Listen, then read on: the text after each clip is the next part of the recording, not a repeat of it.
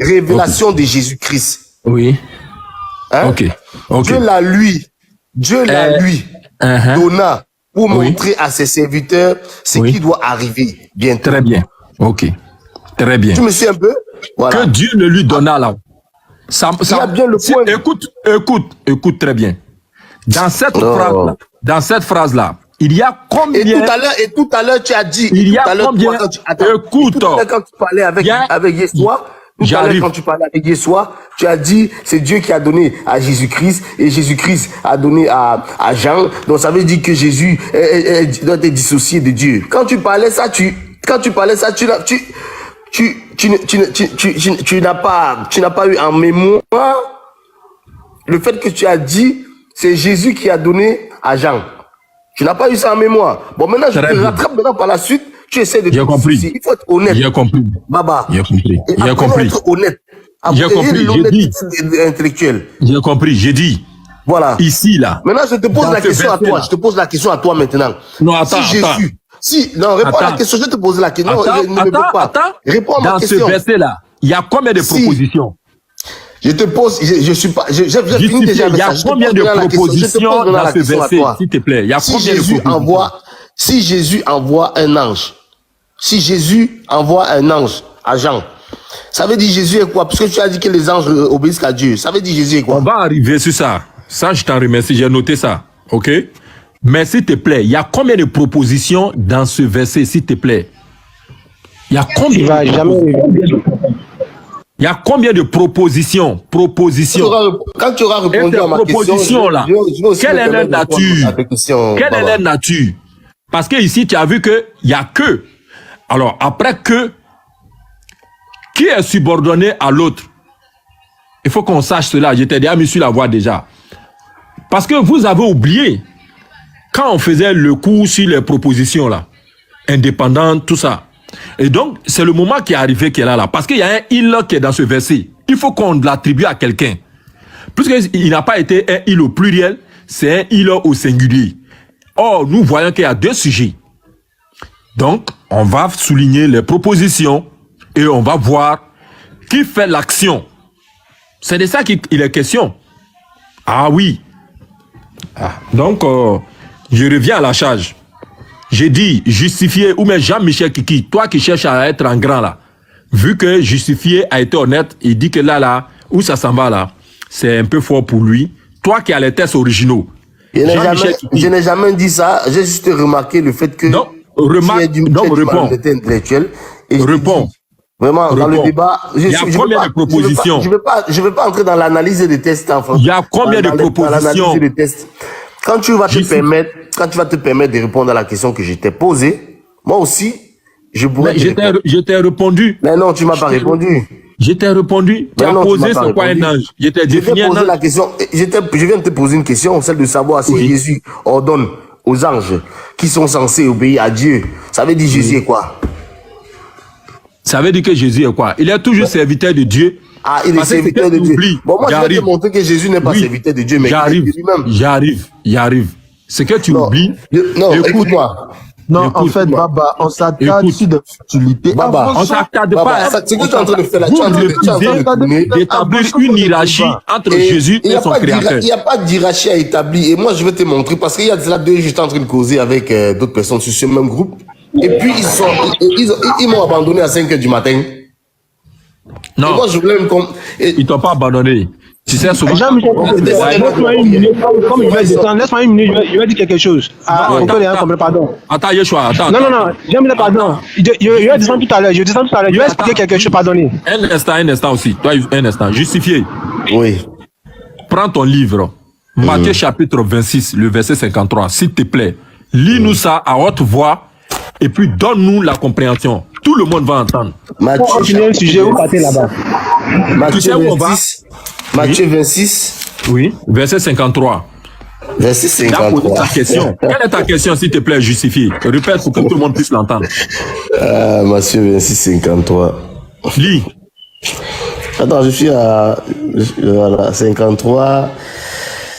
56, là j'ai 56, 55, attends, je trouve le 52. Bon, le 53. Lis à haute voix, tout le monde va entendre. Ouais. Penses-tu que je ne puisse faire appel à mon Père, qui mettrait aussitôt à ma disposition plus de 12 légions d'anges. Merci beaucoup. Qui parle ici, s'il te plaît? C'est Jésus qui parle là-bas. Il dit quoi? Penses-tu, je viens de dire, tu as bien compris. Penses-tu, réponds, s'il te plaît, tout le monde t'écoute en direct. Voilà, penses-tu que je ne puisse faire appel à mon Père, qui mettrait aussitôt à ma disposition plus de 12 légions d'anges? Il dit, qui parle, qui a dit c'est Jésus. Il dit quoi? Oui. Il dit que, est-ce que tu penses qu'il ne peut faire appel à son Père pour qu'il mette à sa disposition? C'est qu'il a aidé, mais c'est blanc, il s'en sort pas au-dessus là. Non, il ne peut mettre appel à son Père pour qu'il lui donne 12 légions d'anges. C'est ça. Il t'en sortira pas aujourd'hui, papa. Il a compris. J'ai compris. Voilà. Moi, je demande pardon. Tu veux que j'explique? Mais, Allah, pardon, faut nous expliquer pardon. Très bien. Jésus dit quoi? Jésus dit que tu penses que je ne peux pas faire appel à mon Père pour qu'il m'envoie 12 légions d'anges. Donc ça veut dire que Jésus peut faire appel vers le Père. Le Père va envoyer 12 légions d'anges. Écoute, laisse-moi parler, c'est ce que tu veux. Je te dis ce que tu dois écouter. Le Père va lui envoyer 12 légions d'anges à son service. Voilà. Maintenant, je te pose une question. Ok. Je te repose encore la question. Qui commande les anges? C'est pas ça, tu es pressé. Oui, vas-y. Je t'ai dit seulement, il faut lire, non? Tu as dit que Jésus a ange, non? Oui. Tu n'as pas dit ça? Je t'ai dit que Jésus a ange. Écoute, le fait que pour toi, dans ce passage-là, pour toi, bien sûr, le fait que Jésus ait des anges et qu'il ait envoyé à son serviteur Jean, ça fait de lui Dieu directement. Tu n'as pas dit ça? Je t'ai posé la question à toi. Puisque tu as dit que c'est toi qui as donné la définition de l'ange. Il ne faut pas oublier. Oui, tu n'as pas dit ça. C'est toi qui as donné la définition de l'ange. Tu as dit que les anges obéissent à Dieu. Oui. C'est ce que tu as dit, non? Ok. Ici. Voilà. Donc ça veut dire qu'ils n'ont pas d'autres maîtres. Écoute-moi. Ça veut dire que les anges ils n'obéissent à personne, à pas Dieu. On est d'accord sur ça. Justifié. C'est ce que tu as dit, non? Justifié. Oui. Très bien. Si le président de la République met à ta disposition... Ne me mets pas dans les suppositions, mon cher. Ne me ramène pas dans les suppositions. Si le président de la République... Je te dis non à ce moment-là. Si le président de la République... Il faut avoir de l'honnêteté. Tu paniques pourquoi? Faut pas paniquer. Je dis non. Ne me ramène pas dans les suppositions. Si le président de la République... Baba, ne me ramène pas dans les... Si tu me ramènes dans les suppositions, ça veut dire que je suis avec toi. Yeshua pour la vie. Yeshua. Très bien. Si le président de la République met à toi ta disposition Yeshua, c'est garde corps. Allô? Je t'écoute, je t'écoute. Est-ce qu'ils vont t'obéir? Si ils me mettent ces gardes corps à ma disposition. Oui. Est-ce qu'ils vont t'obéir? S'ils vont m'obéir. Bien sûr, ils vont m'obéir. Ok. S'ils t'obéissent, est-ce que ça fait de toi le président de la République? Est-ce que ça fait de toi le président de la République? C'est pas la même chose. Mais le président avait bien de me donner comme ça tout le pouvoir de tout faire. Non, attendez, il veut qu'on en aille là-bas, on va arriver là-bas. Ça veut dire qu'en ce moment-là, j'ai le même pouvoir que le président de la République a donné des ordres qu'on appelle à ses gardes-corps. J'ai le même pouvoir d'ordre sur les gardes-corps. C'est-à-dire que j'ai le même pouvoir. Il m'a tout donné. Lui, son pouvoir et mon pouvoir, c'est la même chose maintenant, désormais. Il ne faut pas paniquer. Ne panique pas. Moi, je suis serein, Baba. Aujourd'hui, là, tu vas... Quand le président de la République a mis à ta disposition ses gardes-corps, est-ce qu'il t'a donné sa signature? Est-ce qu'il m'a donné la signature? Oui, est-ce qu'il t'a donné, lui, sa signature? Ok, je te réponds. Pardon? Est-ce qu'il t'a donné sa signature? Maïs, 200. J'ai dit, allô? Non, attends. Bon, je ne sais pas, c'est toi qui dois me dire s'il m'a donné sa signature, il m'a pas donné sa signature. C'est ma question. Est-ce que le président t'a donné sa signature? Non, moi, il te pose la question. Moi, il te retourne. Quand il me donne ses gardes de corps là, il me donne pourquoi? Pour que je fasse quoi avec eux? Quel est le rôle des gardes de corps? C'est de te protéger, de protéger dessus le président, de protéger. Est-ce que quand les gardes de corps sont avec le président pour le protéger, est-ce que ce sont eux qui signe à sa place. Pour les documents. Mais il signe pas à sa place. Il joue le rôle de garde de corps. Où tu vas même? Il joue le rôle de garde de corps. Ça, c'est limite. Non, s'il met ses gardes de corps à ma disposition, ils vont jouer le rôle de garde de corps. Voilà. Mais j'ai le pouvoir sur eux. J'ai le pouvoir sur ces gardes de corps là parce qu'il m'a donné l'ordre. Il m'a donné ces gardes de corps. Donc j'ai le pouvoir sur eux. Voilà, Jean-Michel Kiki qui demande le rapport là. Le rapport, c'est quoi? C'est que les gardes de corps ne se limiteront qu'à leur rôle de garde de corps. Et toi, tu n'auras que ce que tu as demandé. Oui, mais j'ai le pouvoir de les envoyer. Écoute, Parce que les gardes de corps ne sont pas que pour te garder, mais tu peux aussi les envoyer le pouvoir. merci beaucoup. Yeshua, est-ce comme ça, que ce sont les gardes de corps qui font le président? Est-ce que ce sont les gardes de corps? J'arrive à vu un prophète qui a tout le pouvoir sur les anges, mais Yeshua lui il a tout le pouvoir sur les anges. Est-ce que ce sont les gardes du corps qui font le président? Yeshua, vous êtes député Baba, est-ce que ce sont les gardes du corps qui font le président? Baba. Ah, dans le passage ici, dans le passage ici, on justifiez, s'il te plaît. Il a fait connaître. Est-ce que ce sont les gardes du corps du président qui font le président? En envoyant son ange, Baba. Son ange. Retournons dans l'Apocalypse. Là-bas, on est. Retournons dans garde de corps, retournons dans l'Apocalypse. Là-bas, on est. Il n'y a pas de problème, je me mélange. Démélangez-moi. Démélangez-moi. J'ai dit, est-ce que ce sont les gardes qui font le président? Quittons là. Allons dans l'Apocalypse où tu nous as amenés là. Allons là-bas. C'est lui qui m'a amené. Allons là-bas. C'est pour dire peut-être que tu as réuni ici aujourd'hui. Je suis avec lui une fois en même temps, s'il vous plaît. Permettez-moi. Voilà. Je veux que tu me dises le passage, tu me lises le. Je vais d'abord te poser une question. C'est quoi un messager, Baba? C'est quoi un prophète? C'est quoi un prophète? Bon, les frères, bonne continuation. Je vais descendre parce que j'ai quelque chose à faire. Je reviens plus tard. Pour toi, c'est mieux. Si tu restes là, tu risques de faire la chada. Donc, parce que là, vous êtes bloqué. Alors, le monsieur me demande, c'est quoi un prophète? Un prophète. Un prophète. C'est l'exemple type même de Jésus. Non, je ne t'ai pas demandé qui est Jésus. Je te pose la question pour toi. C'est quoi un prophète? Tu définis ce que c'est. C'est l'exemple type de Jésus. Mais je ne t'ai pas demandé un exemple de prophète. Je t'ai dit c'est quoi un prophète? Faut être honnête, Baba. Un prophète, selon Jean 17:3, oh, la vie éternelle, c'est qu'ils te connaissent, toi, le seul vrai Dieu. Non, j'ai dit par rapport à ta foi, musulmane. Mais c'est ça, j'ai dit là, un prophète a pour rôle. Mais tu trouves les explications de ta foi musulmane dans la Bible, mais Baba, c'est quoi ça? Comment ça? Tu penses que Jésus est qui pour nous? Mon cher. Tu penses que Jésus est qui pour nous? D'après toi, musulman, c'est quoi un prophète? D'après nous, un musulman. Oui. Mais vu que Jésus était musulman, donc je vais répondre comme Jésus. Est-ce que Jésus n'était pas musulman? Jésus était musulman? Jésus n'était pas musulman, Baba. Il faut avoir l'honnêteté de répondre de manière simple. Jésus était musulman. Voilà, il a dit ça déjà ce que tu veux. C'est quoi un prophète? Non. C'est de tourner. Écoute. Qu'est-ce que toi tu appelles un musulman? Donne la définition. On va pas revenir sur ça. On a déjà dit ça. On va pas revenir sur ça. Réponds à la question, Baba. C'est quoi un prophète d'après toi? Jésus a défini le rôle Jésus a défini le prophète. Il dit le prophète, c'est que c'est celui-là qui fait la volonté du créateur des cieux et de la terre. Et il a pour mission, avec ses contemporains, de leur montrer le seul vrai Dieu. Il n'y a pas deux, il n'y a pas trois. Il a pour mission de leur montrer le seul vrai Dieu, c'est ça? Oui, Jean 17:3, faut nous lire ça, s'il te plaît. Il quoi? Le prophète ne véhicule pas un message? Aïe! Regarde, Jean 8, verset 40 à 40. Non, ne m'envoie pas d'argent. Je te pose la question à toi, Baba. Mais c'est ça qui a dit non. Je ne veux pas. On n'est pas encore dans les Écritures. Après, je vais t'envoyer dans les Écritures. Non, on est dans les Écritures. Regarde, non, pas encore. Je te pose les questions. S'il te plaît, je vais lire pour toi. Tu les réponds. Après ça, je vais t'envoyer dans les Écritures maintenant. Écoute. Baba, ne joue pas à ce jeu-là. Sois clair, mon gars. Je t'ai dit, c'est quoi un prophète? C'est très simple.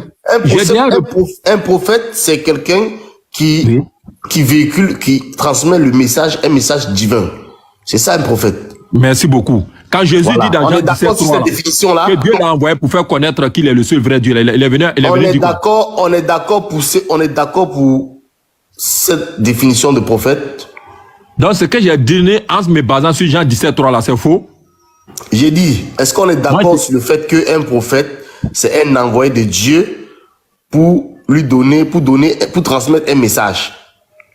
Est-ce que Jésus ne l'a pas fait dans Jean 17.3? Ce n'est pas la question là. Je veux que toi et moi on s'accorde. Mais j'ai répondu à ça. Tu me dis non, Jésus ne l'a pas fait. Puis je réponds pour toi. Je veux que toi et moi on s'accorde sur ce fait-là. Que ce soit qu'un prophète, c'est Dieu qui l'envoie. Dieu seul envoie un prophète pour transmettre un message. On est d'accord? Est-ce que Jean 17.3, Jésus ne l'a pas dit que Dieu l'a envoyé? Réponds par oui ou non. Tu n'as pas besoin de dire est-ce que. Réponds par oui ou non. Ok. Bon, oui. Ok. Oui. Salam alaikum. Moi, je suis là. Très bien, très bien. Maintenant, Baba. Non, Quand vous traitez le prophète Mohammed de consolateur, personnellement, aux Écritures, que c'est lui le consolateur, ça veut dire quoi? Quand on le traite d'être le consolateur, c'est ça, non? Oui, oui. Qu'est-ce que cela voudrait dire? Oui. Cela voudrait dire plusieurs choses selon Jésus.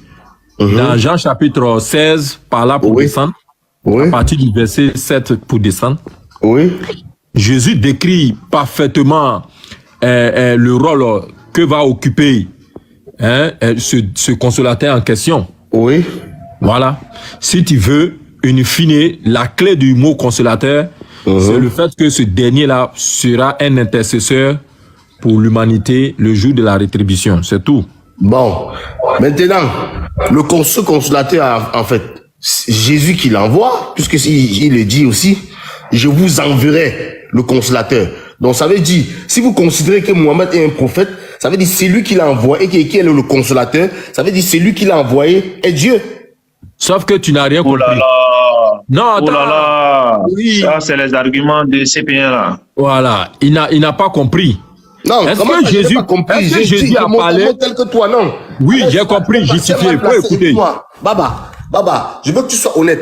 Parce que tu n'es pas un pasteur bien placé pour me donner des interprétations de la Bible. Pareillement que moi, je ne suis pas un imam pour donner les interprétations du Coran. Donc ne me dis pas que j'ai mal compris. Tu es mal placé pour me dire que j'ai mal compris dans la Bible. Bon, maintenant, je veux que tu aies l'honnêteté d'accepter les choses telles qu'elles sont. Parce que c'est écrit, je vous enverrai le consolateur. Celui qui envoie le consolateur. Oui, qui envoie le consolateur. Voilà, celui qui envoie le consolateur. C'est l'envoyeur du consolateur. Et si ce consolateur est Mohammed, ça veut dire c'est Jésus qui l'a envoyé. Et si c'est Jésus qui a envoyé Mohammed qui est un prophète, ça veut dire Jésus est quoi? Ok, très bien. Très bien. Ne me dis pas non. J'aime monter tel que toi. J'aime monter. Voilà. C'est ce que tu essaies de faire tout à l'heure. Voilà, très bien. Voilà, donc ça veut dire, en grosso modo, ça veut dire accepter que Mohammed est un prophète. C'est défini, tu nous dis. Accepter que Mohammed est un prophète veut dire que ça revient à accepter que Jésus est Dieu. Donc si tu acceptes qu'il est un prophète, si moi j'accepte qu'il est un prophète, toi tu acceptes qu'il est Dieu. Baba, moi j'ai une question, tu me dis si je peux lui poser. Voilà, un instant, je suis sur ça et puis là je vous laisse maintenant. Justifier. S'il te plaît, il faut nous lire Jean 12:49. Jean 12:49, pardon. Et puis moi c'est fini là, je vous laisse. Ma soeur Sabrina est là, il y a Cheikh Adam qui est là. Tout. Vas-y. Jean 12:49.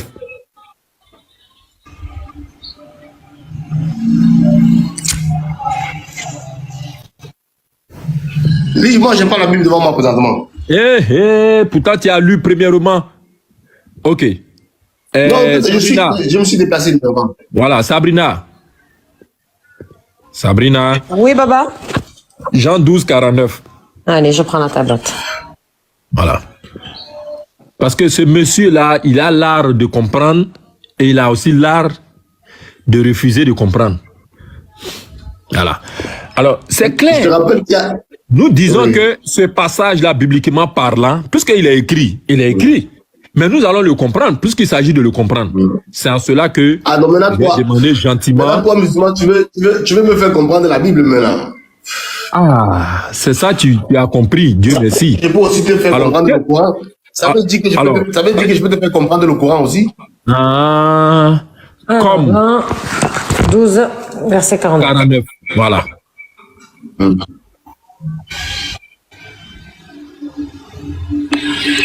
Non, c'est complet. Il aura à boire et à manger tout à l'heure. Oui.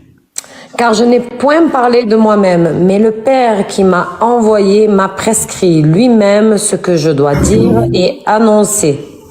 Très bien. Ici, qui parle Jean-Michel, justifié, pardon, qui parle? C'est Jésus qui parle. Il dit quoi? Ben, il dit que il dit ce que le Père lui a demandé d'annoncer. Est-ce qu'il parlait de lui-même? Ben, hein? Pour toi pardon. On a lu le verset. Oui. Dans le verset là, est-ce que Jésus parlait de lui-même? Jésus parlait de lui-même. Quand il dit je n'ai point parlé de moi-même, ça veut dire quoi? Je n'ai point parlé de moi-même. En français, ça veut dire quoi? Je n'ai point parlé de moi-même. Ça, c'est littéraire, ça. C'est une expression littéraire. Tout le monde ça veut dire quoi? Ça veut dire quoi? Comment tu dis ça veut dire quoi? Tout le monde ne comprend pas. Je n'ai point parlé de moi-même. Oui, ça veut dire quoi? Je n'ai point parlé de moi-même là. Ça veut dire quoi? J'ai parlé ce que le Père m'a révélé. C'est ce qu'il dit là-bas. Donc, la révélation vient de qui? La révélation vient de qui? Comment? Mais on dit qu'ils sont indissociables. Écoute, tu veux séparer quelqu'un? Il dit, écoute, faut pas bafouer ma question. Il dit, le Père qui m'a envoyé en tant que prophète m'a prescrit lui-même en tant que Père. Il n'a pas dit en tant que prophète, mon frère. Écoute, il n'a pas dit en tant que prophète. Écoute, ce que je dois dire et annoncer. Est-ce que dans Jean 16, à partir du verset 7 jusqu'au verset 13, est-ce que Jésus a fait des annonces sur le consolateur? Quand Jésus dit je veux vous envoyer. Est-ce que Jésus a fait des annonces? Mais écoute, pourquoi tu veux tourner? Pourquoi tu veux tourner? Jésus est indissociable de Dieu parce que toi-même tu ne peux pas te séparer. On est en train de parler de l'association de Jésus. Est-ce que Jésus a fait des annonces dans Jean 16 là? Est-ce qu'il a fait des annonces? Tu peux lire le premier chapitre de Jean. Je te demande pardon. Tu peux lire Jean chapitre 1. Parce qu'on ne comprend pas. Écoute-moi. Pardon. Dans Jean 16 là-haut, est-ce que Jésus a fait des annonces? Oui ou non? Jésus a fait des... Est-ce qu'il a fait des annonces? Oui ou non? Oui. Très bien. Et selon Jean 12, 49 là, ces annonces là, il a fait ça au nom et pour le compte de qui? Pourquoi tu parles dans le... Va lire le premier chapitre. Pardon. Je te demande pardon. Je te demande pardon. Dans Jean 12, 49 là, les annonces que Jésus a fait dans Jean 16 là, il a fait au nom et pour le compte de qui? Écoute-moi, si tu veux qu'on entre dans Jean, on commence par le chapitre. J'ai compris. J'ai compris. Parce que le chapitre 1, c'est ça. Jésus a fait des annonces dans Jean 16. C'est comme la présentation. Dans Jean 12, il a fait ça au nom et pour le compte de qui? Moi, je te demande pardon. Baba, le chapitre 1, c'est... Il ne faut pas nous embrouiller, ne nous amène pas devant. Ok, il reconnaît qu'ici, il est embrouillé et son cerveau refuse de dire la vérité. Alors, Sabrina, il est à toi. Merci et à la prochaine. Vous voyez? Merci, Baba. Merci. Alors, dis-moi, moi j'ai une question. Comment Jésus, il fait pour l'envoyer, le consolateur? Puisque c'est lui qui l'envoie. Comment il fait pour l'envoyer? Mais il dit que je vais vous envoyer le consolateur. Comment tu me poses la question de savoir comment? Donc, je te pose la question, comment est-ce que Dieu a fait pour créer le ciel et la terre? Justifier. Attends, qu'on se comprenne. Oui. Du coup, il décide de l'envoyer et il envoie le consolateur, c'est ça? Mais c'est ce qu'il dit, je vous enverrai le consolateur. C'est pas ce qu'il a dit. Alors attendez, je vais prendre la tablette pour lire un verset biblique parce que moi je crois qu'il n'envoie pas comme ça le consolateur. Il y a trois passages dans la Bible qui parlent du consolateur. Non, mais il y en a un en tout cas où il dit comment il faire pour envoyer le consolateur. Non, il y a trois passages qui passent. Toi, tu vas sur le passage qui t'intéresse. Mais moi aussi, je suis sur le passage qui m'intéresse. Non, c'est pas des passages qui m'intéressent. Toi, tu viens de dire, attends, qu'on se comprenne. Tu viens de dire que Jésus, il envoie des consolateurs. D'accord? Donc ce passage, il est intéressant. Jésus, il a envoyé le consolateur. Ça justifie que Jésus l'a envoyé. Maintenant, moi, je demande comment il fait. Est-ce qu'il décide de l'envoyer et il l'envoie? Ou est-ce que ça se passe pas comme ça? Mais c'est qui qui envoie les prophètes? Non, parce que tu vois, quand je lis, par exemple...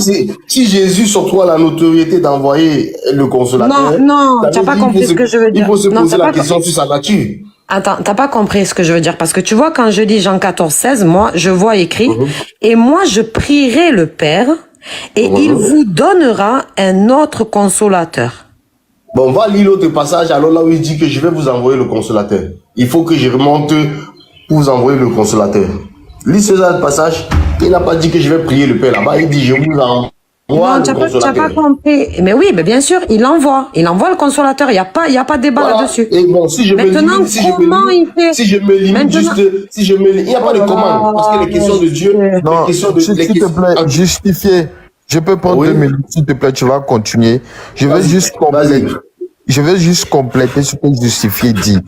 Pour montrer en fait l'évidence que le Christ dit, hein, quand tu vas prendre Jean au chapitre 15, il dit tout ce que le Père a, je l'ai également. Tout ce que le Père a est à moi. Donc le fait que il prierait le Père, ou bien le fait qu'il envoie le consolateur, c'est quelque chose qui est évident. C'est comme si c'est lui-même aussi qui envoie le consolateur. Voilà, parce que ce que le Père a, le Fils a également. D'accord. Voilà, donc toi, tu veux dire que il pouvait envoyer le consolateur sans prier le Père. Non, mais ça c'est pas ce qu'il a dit. Écoute, Justifié, je t'ai posé la question, tu m'as pas répondu. Maintenant, Jean-Michel Kiki prend la parole. Donc, je vais essayer de finir avec lui. Jean-Michel Kiki, ma question, elle va être simple. Est-ce que Jésus, pour envoyer le consolateur, sa méthode, c'est de demander au Père, c'est-à-dire de prier le Père? C'est ce que je disais, il essayait de te faire comprendre. C'est juste un complément. Parce qu'un autre verset, tu vas voir, Jésus lui-même dit, je vous emmènerai le consolateur. Il ne dit plus, je prierai le Père, mais il dit, je vous enverrai. Mais c'est normal, Jean-Michel Kiki, mais c'est normal. D'abord, Jésus, il te donne, dans un premier lieu, la méthode de comment il va faire pour envoyer le consolateur. Et une fois que la méthode, elle est affichée, maintenant, il te dit qu'il envoie le consolateur. Mais avant, pourquoi il va dire qu'il va l'envoyer? Si la méthode est déjà établie, pourquoi lui va dire qu'il va envoyer le consolateur encore? Mais comment là, moi, je t'ai demandé. D'abord, je t'ai posé une question. Je t'ai dit, est-ce que Jésus, il envoie le consolateur? Tu m'as dit oui. La réponse, elle est dans le verset que vous avez cité. On est d'accord? Ça, c'est Jésus qui envoie le consolateur. Maintenant, moi, je te demande comment il fait pour l'envoyer, le consolateur. Donc, comment? C'est dans mon verset. Dans le verset que moi, je t'ai donné. Voilà. Moi, je vais rester dans la même logique que toi. Oui. Sabrina. Oui, vas-y. Je vais rester dans la même logique que toi. Et je vais aller à Jean, au premier chapitre de Jean. Oui. Je vais rester dans la même logique que toi et je vais aller dans le chapitre 1er de Jean. Oui. Voilà. Dans le premier chapitre de Jean, il est dit, dans le premier chapitre de Jean, il est dit au commencement était le Verbe. Et le Verbe était tourné vers Dieu et le Verbe était Dieu. Oui. Voilà. Oui. Il était au commencement tourné vers Dieu. On dit il était. Le Verbe était tourné vers Dieu, le Verbe était Dieu. C'est dans ce Jean, le même Jean où tu es là. Oui, vas-y, continue. Voilà, très bien. Et on dit, tout fut par lui, tout fut par le Verbe. Rien ne fut qui ne fut sans lui, et lui était la vie. Voilà. Oui. On dit, je veux qu'on continue. Vas-y, je t'écoute. La suite, il veut un témoignage pour prendre des témoins, il veut un témoin pour un témoignage à la lumière afin que tous croient par lui. Il n'était pas la lumière, mais il devait rendre témoignage à la lumière. Le Verbe était la vraie lumière qui, en venant dans le monde, illumine tout homme.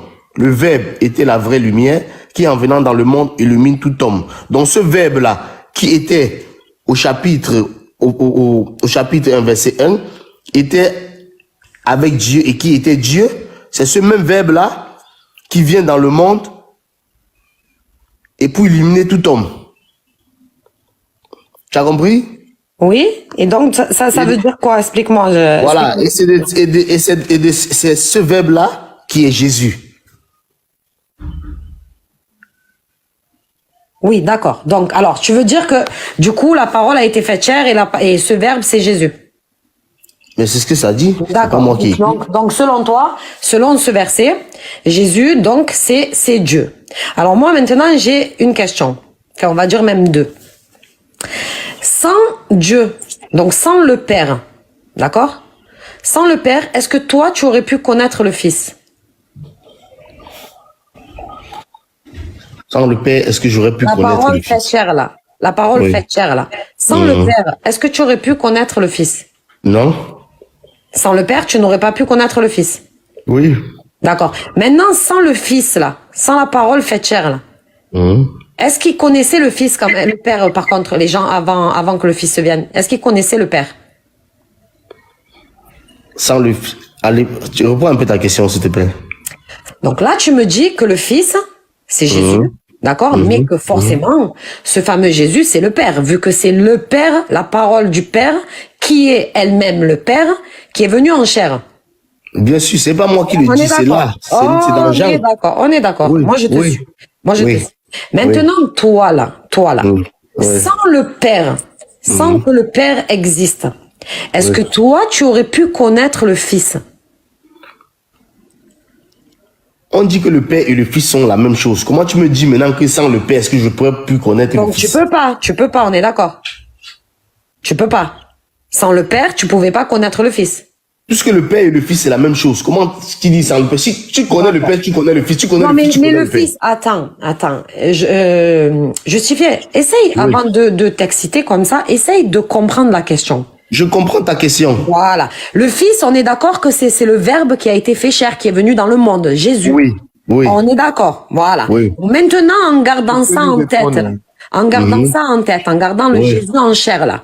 Moi, ma question, c'est, sans le Père, est-ce que ce Jésus-là, vous auriez pu le connaître? Non. On est d'accord. Maintenant, dans le sens inverse, est-ce que sans le Fils, là, sans la parole faite chair, là, est-ce qu'il connaissait le Père? Qui connaissait le Père? Qui connaissait le Père? Est-ce que ceux qui étaient là avant que le Fils prenne chair? Mais qui t'a dit que c'était le Père qui parlait? Mais Jean-Michel, pourquoi tu te mêles à la conversation? Sinon, je vais pas réussir à lui faire comprendre ce que je veux dire. Déjà que c'est compliqué. Justifier. Oui, je te suis parfaitement. D'accord. Donc, avant qu'il y ait cette action-là,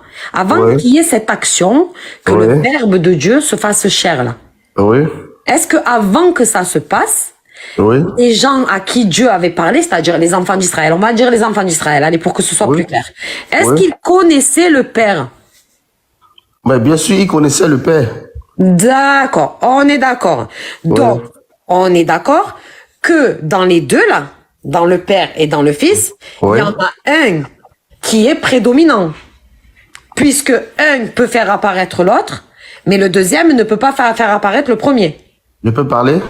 Oui, vas-y, je t'écoute. Voilà. Donc, quand on dit ceux qui vivaient avant la révélation physique de Jésus, ils connaissaient le Père, mais ils connaissaient le Père toujours par le Fils, par le Verbe du Père, par la parole du Père. Parce que c'est pour ça qu'on dit Jésus est le Verbe. C'est quoi le Verbe? Ça veut dire laisse-moi finir, s'il te plaît.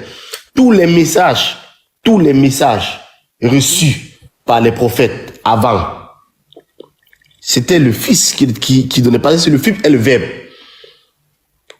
Donc la connaissance du Père ne peut être que par lui, depuis toujours. Là, mais j'ai pas compris là.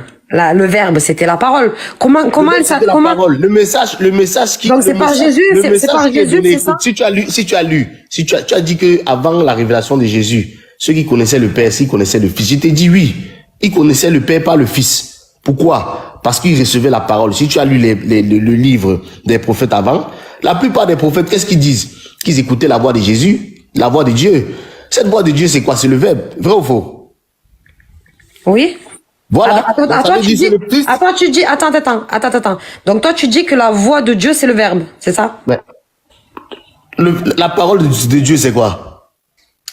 Non, je te demande à toi. Est-ce que toi, tu dis que la voix de Dieu, la voix, c'est-à-dire quand tu parles là, c'est le Verbe? C'est le Verbe. D'accord. Oui, la manière la plus simple, expliquer. D'accord. Et combien il a de verbes, Dieu? Comment ça, combien il a de verbes? Est-ce que Dieu a plusieurs verbes? Toi, tu as combien de paroles, toi? Moi, j'en ai qu'une. Voilà. D'accord. Donc, comment ça se fait que quand le verbe est sur la terre, le verbe, donc, s'exprime de là-haut? Bon, ça c'est la dimension divine. Dieu n'est pas comparable, Dieu n'est pas humain. Donc, il a plusieurs verbes. C'est pour ça qu'il est Dieu. Non, on ne dit pas qu'il a plusieurs verbes. Il a une dimension divine. Oui, et donc, du coup... Tu peux pas expliquer sa nature. Je ne veux pas entrer dans l'explication de la nature. Mais non, attends. Et toi non plus. Non, justifier. Moi, j'essaye pas d'expliquer. Moi, j'essaye de comprendre. C'est-à-dire, j'essaye de voir comment vous pouvez comprendre les choses. C'est-à-dire parce que vous dites des choses et en même temps, vous dites son contraire. C'est ça qui est compliqué. Il n'y a pas de contradiction dans ça. C'est compliqué parce que il n'y a pas de contradiction dans ça. Non, mais tu me dis que le verbe de Dieu, c'est la voix de Dieu. Je te demande combien il a de verbes. Tu me dis 1. Oui. D'accord? Donc, je te demande comment c'est possible que s'il a qu'un seul verbe et que ce verbe est sur la terre, comment ça se fait qu'il parle dans les cieux? Tu as posé une question. Tu dis comment se fait-il que c'est possible? Bon, la réponse que je vais te donner, c'est que rien n'est impossible à Dieu. Ah ouais, mais alors si tu me réponds ça, on peut pas discuter parce qu'alors sinon ça va être la porte de sortie à toutes les questions. Rien n'est impossible. Non, mais c'est la réponse, c'est la réponse qu'il te faut. D'accord. Bon, ben écoutez, Baba, je te laisse. Ok, rapidement, moi je deviens la charge. Voilà. Celui qui m'a vu le Père. Rapidement justifié. Oui, je suis à toi. Jésus a dit c'est moi. Jésus a dit c'est moi qui envoie le Père. Donc j'envoie le consolateur. Donc en d'autres termes, Jésus est Dieu, c'est ça? Ouais, c'est ça. Ok, rapidement. Il n'y a pas de problème. Il n'y a pas de problème. Il veut parler. Je te laisse avec Jean-Michel. Non, moi, il veut continuer avec toi d'abord. Parce que tu as dit tout de suite. Tu as dit tout de suite que lorsque Jésus dit. Non, parce que tu as dit tout de suite. Lorsque Jésus dit j'enverrai le consolateur, en d'autres termes, Jésus, il est celui qui envoie le consolateur. Donc, en d'autres termes, si Mohamed est le consolateur, donc c'est Jésus qui a envoyé Mohamed. Mais si je te dis à toi, Baba, si je te dis à toi, si moi j'ai dit, je vais t'envoyer quelqu'un, ça veut dire c'est moi qui l'envoie vers toi, c'est clair cette expression-là. Voilà. Ok, merci. Maintenant, le problème, c'est quoi? Cette personne qui l'envoie, et je t'ai posé la question avant, qui envoie les prophètes? Tu m'as dit c'est Dieu. Donc, celui qui envoie un prophète, si je considère que cette personne qui est envoyée est un prophète, ça veut dire que je dois considérer aussi que celui qui l'a envoyé est Dieu. C'est une logique qui est très simple. Ok, d'accord. Voilà. Ok. Sauf donc, que si tu acceptes l'autre, si tu acceptes un côté, sauf que ta logique n'est pas logique. Voilà, sauf que ta logique n'est pas logique. Et puis je t'explique. Voilà. Parce que tu peux pas prendre. Attends, je viens. Tu peux pas prendre un verset sans comprendre l'introduction et puis la compréhension. Tu peux pas prendre un verset comme ça. Mais on a commencé par le commencement. Ouais, mais... ok, d'accord. Donc je viens. On est revenu au premier chapitre des Jean. Mais je peux parler au chapitre. Écoute-moi. On est revenu au premier chapitre des Jean. Où il est clairement dit que le Verbe qui est Jésus était avec Dieu et est Dieu. C'est écrit dans le premier chapitre. Donc il veut pas, tu vois. Mais j'ai compris, voilà, j'arrive là-bas même, c'est là-bas, j'arrive, faut pas, voilà, j'arrive là-bas même, on arrive là-bas. Si le Verbe est Dieu, là, j'arrive là-bas. Je dis, tu as dit maintenant tout à l'heure là, que lorsque Jésus dit, je vous enverrai le consolateur, donc en d'autres termes, c'est Jésus lui-même qui envoie. Et c'est pourquoi moi je dis, tu as pris la fin du verset sans comprendre même le début du verset. Je t'explique. Parce qu'au début, Jésus a dit, je vais prier le Père. Oh là là, je peux parler ou pas? Non, je veux que je t'ai dit ça, je t'ai dit quelque chose tout à l'heure. Et tu refuses d'admettre et tu refuses bon, ok, comme tu ne veux pas que j'explique, il vient maintenant. Attends, non, tu ne veux pas que j'explique, il vient. Je ne peux pas apporter des explications. S'il te plaît. Je viens, tu vas comprendre ce que tu vas dire. Oh là là, écoute-moi s'il te plaît, tu vas comprendre quelque chose. Dans Genèse chapitre 27, à partir du verset 27, à partir du verset 28 même déjà, je prends. Jacob s'approcha et le baisa. Isaac sentit l'odeur de ses vêtements, puis il le bénit. Et dit, voici l'odeur de mon fils, est comme l'odeur du champ que l'Éternel a béni.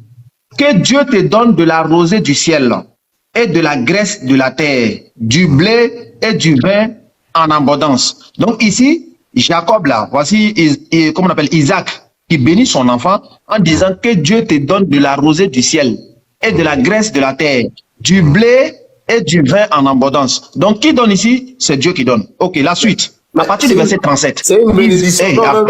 Attends, oui, j'ai compris. S'il te plaît. Ce n'est pas pareil. Oh là là. C'est un faux exemple que tu as. Mais laisse-le finir. Justifier, laisse-le finir. Pas de problème. Vas-y. Je reprends encore. Il dit au verset 28, il n'y a pas de bénédiction ici. Il dit que Dieu te donne de la rosée du ciel. Il est en train de dire que Dieu n'a pas lui donner. Il est en train de faire la bénédiction. Donc que Dieu te donne de la rosée du ciel et de la graisse de la terre, du blé et du vin en abondance. Donc qui donne? C'est Dieu qui donne. On est d'accord ou pas? Maintenant, au verset 37. Isaac répondit et dit à Ésaü, voici, je l'ai établi ton maître, et je lui ai donné tous ses frères pour serviteurs. Je l'ai pourvu de blé et de vin. Que puis-je faire donc pour toi, mon fils? Donc ici, qui est celui qui donne? C'est Isaac. Alors que le verset 28 là-bas, qui est celui qui donne? C'est Dieu. Donc selon votre compréhension, Isaac est Dieu. Comment est-ce que je vais te faire comprendre? Tu es là, tu t'embrouilles depuis là. Donc dis-moi, qui est celui qui donne ici? C'est Isaac ou bien c'est Dieu? Réponds à ma question.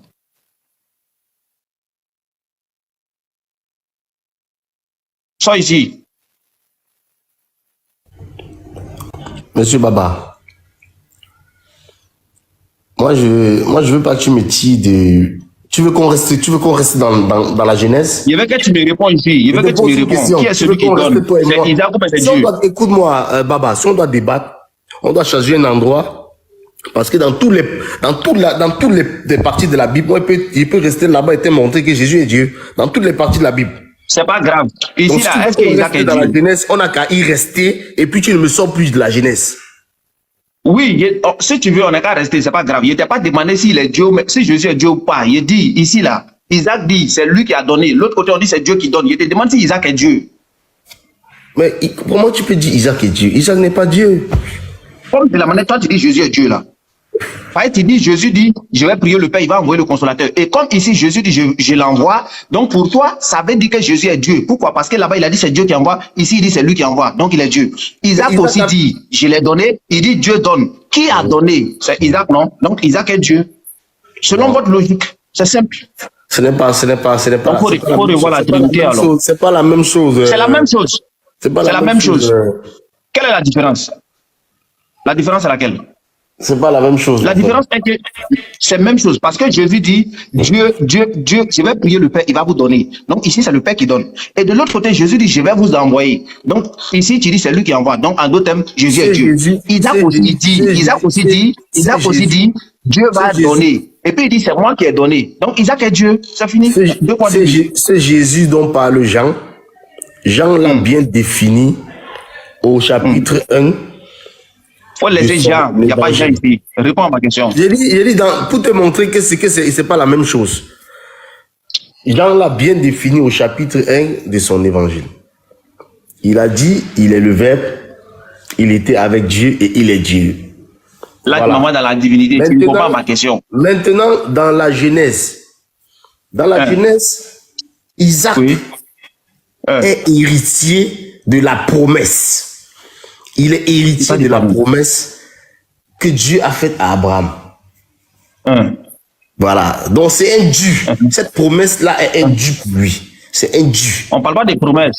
Il dit, mais laisse-moi. Aïe. Ça, c'est Isaac et son enfant. C'est pas Abraham. Isaac, il est héritier de la promesse faite à Abraham.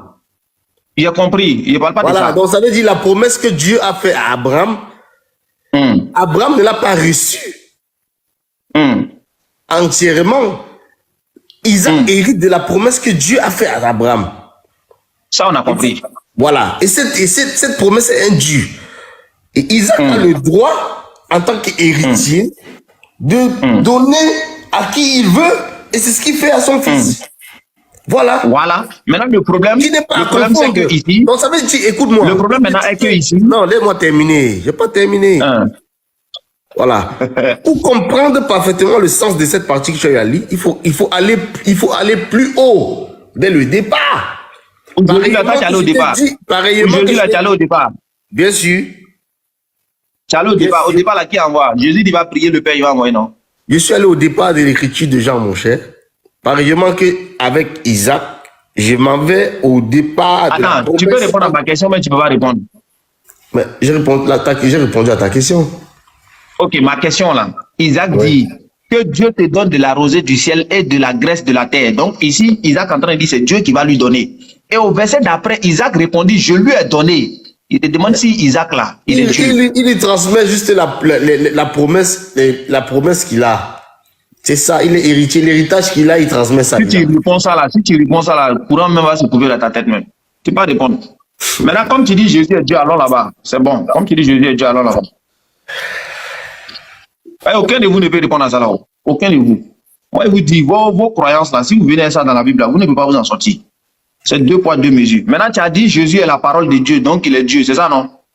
Bien sûr. Ok, merci beaucoup. Allons-y rapidement. Si Jésus est la parole de Dieu, comme tu dis, oui, il n'y a pas de problème. Si tu dis Jésus est la parole de Dieu, ça veut dire qu'il est Dieu. Ce n'est pas moi qui ok, d'accord, il n'y a pas de problème. Je suis d'accord, ce n'est pas toi qui le dis, c'est Jean qui dit. Tu dis Jésus est la parole de Dieu, donc en d'autres termes, il est Dieu, n'est-ce pas? Ce n'est pas moi qui le dis. C'est la parole de Dieu. Oui, je sais, il y a compris. Donc quand Jésus là, attends, quand Jésus il était en Israël là, vu qu'il est la parole de Dieu, est-ce que c'est Dieu qui était en Israël? Ah. Maintenant, si tu veux comprendre, tu me demandes, je vais t'expliquer. Oui, c'est ça, il te demande là. Donc quand il était en Israël, est-ce que c'est Dieu qui était en Israël? Voilà, on dit Jésus est la parole de Dieu. Jésus, la parole de Dieu faite chair. Tu as compris? J'ai compris, mais ça ne répond pas à ma question. Voilà. Pour répondre à ta question, c'est une dimension, c'est ce qu'on appelle le mystère de l'incarnation. Ça ne répond toujours pas à ma question. Tu connais ce que c'est qu'un mystère? Ce qu'on appelle un mystère? Je ne sais pas. C'est Dieu qui est en Israël. Oui, c'est Dieu qui est en Israël. Ouais, est-ce que vous répondez ça là? Est-ce que vous répondez ça là? Justifié, est-ce que vous répondez ça là? Tu es obligé de tourner en rond. Mais parce que je veux te faire comprendre. Parce que toi, tu refuses de comprendre. Il faut que tu fasses comprendre. Mais c'est que tu dis, je ne comprends pas. C'est que tu dis, je ne comprends pas. Et maintenant, je te pose une question. C'est ce qu'on appelle un mystère? Non, je ne sais pas. Un mystère, c'est quelque chose qui existe, mais qui ne peut pas, qui est difficile. On ne peut pas expliquer. Qu'on peut pas expliquer. Voilà. C'est ça. Ok, voilà. Donc Jésus était en Israël là-bas. Est-ce que c'est Dieu qui est là-bas là? Ça, c'est un mystère. On ne peut pas expliquer ou bien? Bien sûr, mais c'est Dieu qui était là-bas. Ça s'appelle le mystère de l'incarnation. C'est Dieu qui était là-bas, mais on ne peut pas expliquer. Oui. Attends, Sabrina, ça veut dire quoi ce qu'il est en train de dire là? Ah, moi, j'ai pas le décodeur, désolé. J'étais en train d'essayer de comprendre. On ne peut pas expliquer parce qu'on ne peut pas s'imaginer. Non, tu sais ce que je comprends pas, moi, Jean-Michel Kiki? Tu sais ce que attends, mais dis, Jésus est Dieu en Israël. Mais dis, on peut c'est expliquer. que Dieu, il est en Israël, mais quand il meurt, c'est pas lui, en fait. C'est ça, en fait, vous savez pourquoi vous êtes bloqué à comprendre? Vous êtes bloqué à comprendre parce que vous voulez un Dieu, vous voulez un Dieu qui soit compréhensible par vous. Non, on n'a pas dit un Dieu. Attends, on n'a pas dit un Dieu qui est compréhensible. On n'a pas dit un Dieu qui est compréhensible. Mais si vous voulez un Dieu qui peut carrer avec vous. Il t'a demandé, si Jésus, il est la parole de Dieu, en d'autres termes de Dieu, tu m'as dit oui. Il te demande, quand Jésus était en Israël, là, est-ce que c'est Dieu qui était là-bas? Tu me dis c'est Dieu qui était là-bas, mais on ne peut pas expliquer. C'est pas moi qui dis, écoute-moi. Premièrement, c'est pas moi qui dis que, c'est pas moi qui dis, hein. Je te dis les Écritures, ce qui dit la parole de Dieu qui l'a dit. Mais c'est selon les Écritures, on parle. Et la parole de Dieu.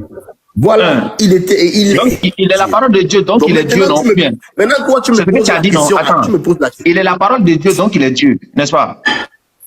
C'est pas moi qui a dit, c'est lui. Il n'a pas dit, c'est toi qui dis. Selon les Écritures, là, il est la parole de Dieu, donc il est Dieu, n'est-ce pas? Voilà. Maintenant, quand il était en Israël, là, est-ce que c'est Dieu qui était en Israël? Selon la parole là. Conformément à ce qui est dit, c'est Dieu. Et je t'ai dit, ça fait partie de ce qu'on appelle le mystère de l'incarnation. C'est Dieu, il n'y a pas de problème. Merci. Voilà, maintenant c'est Dieu. Maintenant, on va lire Matthieu chapitre 2. Et puis on va voir. Comme il était Dieu, il n'y a pas de problème. Matthieu chapitre 2, à partir du verset 13. Lorsqu'il fut parti, voici un ange du Seigneur apparut en songe à Joseph et dit, lève-toi, prends le petit enfant et sa mère, fuis en Égypte et reste-y jusqu'à ce que je te parle. Car Hérode cherchera le petit enfant pour le faire périr. La question que je te pose, le petit enfant que Jacob doit, comment on appelle, Joseph doit prendre pour fuir là, c'est qui? Selon les Écritures. Hein. C'est Jésus. Oui. Et puis Jésus, lui, il est qui? Il est Dieu. Ouais, c'est Jésus. C'est Dieu. Jésus est qui? Selon les Écritures. C'est Dieu. C'est Dieu. Non, voilà, donc Joseph devait prendre qui pour fille? Justifié. Faut te calmer. Toi, tu limites. Oui. Il dit, attendez, vous allez répondre à ma question. À qui répond? C'est moi qui réponds. Il n'y a rien de compliqué dans ce verset. Parce que le Christ a épousé l'humanité, il s'est incarné dans une chair humaine. Moi, il n'a pas parlé de mariage ici. Il a épousé, moi, il n'a pas parlé de mariage. Non, tu parles de mariage. Moi, tu n'as pas demandé ça. Il a épousé. Est-ce que tu te demandes ça? Je te réponds. Cette nature qui se trouve dans la Bible, là, cette nature-là, c'est son humanité tout simplement. Il était petit enfant, il a grandi comme un standard d'homme. Ok, c'est pas ma question. C'est pas ma question. C'est pas ma question. C'est pas ma question. Oui, c'est Dieu. S'il a épousé ou s'il s'est marié ou, c'est pas ma question. Vous avez dit, selon les Écritures, là, Jésus est Dieu, s'il te plaît. S'il te plaît. Attends, faut laisser justifier, va répondre. Justifier, sors ici. Sors ici. Voilà. Vous dites selon les Écritures, Jésus, il est Dieu. C'est ce que tu as dit. Il est la parole de Dieu, donc il est Dieu. Maintenant, Joseph, là, il doit prendre le petit enfant pour fuir, pour aller en Égypte. Il te demande, le petit enfant qu'il doit prendre là, c'est qui? On t'a répondu à la question, tu reposes encore là. On a dit c'est qui? On a dit c'est qui? Il t'a répondu déjà.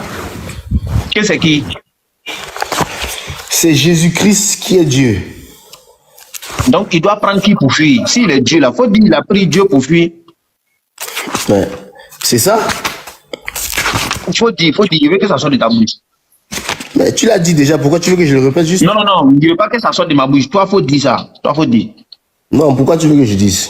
Tu l'as dit déjà, c'est suffisant. C'est ce que la Bible, c'est ce que les Écritures disent. Faut dire ça. Faut dire ce que les Écritures disent là. C'est qui l'a pris pour vivre? Moi, je veux qu'on avance, Baba. Oui, mais moi, il veut que tu me répondes qu'on avance. C'est qui l'a pris pour fuir? Le gars était 100% homme, 100% divin, donc c'est Dieu la voilà. C'est pas ma question. Il était 100% homme, 100% Dieu, c'est pas ma question. C'est qui l'a pris pour fuir? Vous avez dit Jésus est Dieu. C'est ta question. Vous avez dit Jésus est Dieu, non? Donc c'est qui l'a pris pour fuir? Répondez-moi s'il vous plaît. Moi, que vous me dites qu'il a pris Dieu pour fuir, et ça quoi? Oui, il a pris Dieu manifesté en chair. C'est très compréhensible. Faut pas aller manifester en chair là. Faut me dire qu'il a pris Dieu pour fuir ça. Quand je vous ai demandé est-ce que Jésus est Dieu, vous n'avez pas dit le Dieu manifesté en chair. Vous m'avez dit que Jésus est Dieu selon les Écritures. Donc je demande encore, c'est qui il a pris pour fuir pour aller en Égypte là? Vous avez dit c'est Jésus. Jésus il est Dieu. Donc il a pris Dieu pour fuir pour aller en Égypte. Répondez, dites-moi oui. Qui a pris Dieu pour aller en Égypte? On va te donner ce que tu as envie d'entendre. Il a pris Dieu pour fuir. Voilà, tu es satisfait. Voilà. Justifié. Réponds à ma question. Il a pris qui pour fuir?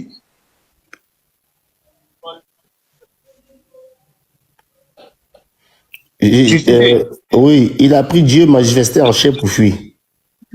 Ah, il a pris Dieu pour fuir, c'est ça, non? Oui. Ok, d'accord. Maintenant, entre lui et puis Dieu, là, qui doit sauver son ami? Joseph, là.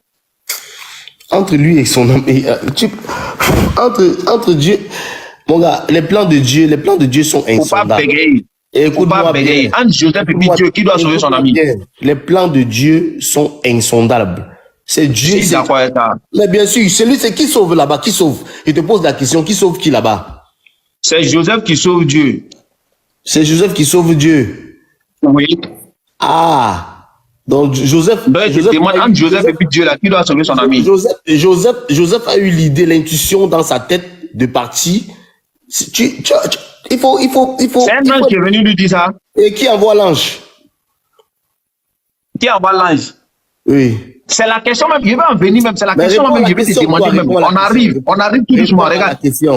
Non, je viens. On arrive tout doucement, faut pas te presser, faut pas fuir. Dans la question ça là, il y a au moins plus de 10 questions dedans. On arrive tout doucement, on va y arriver.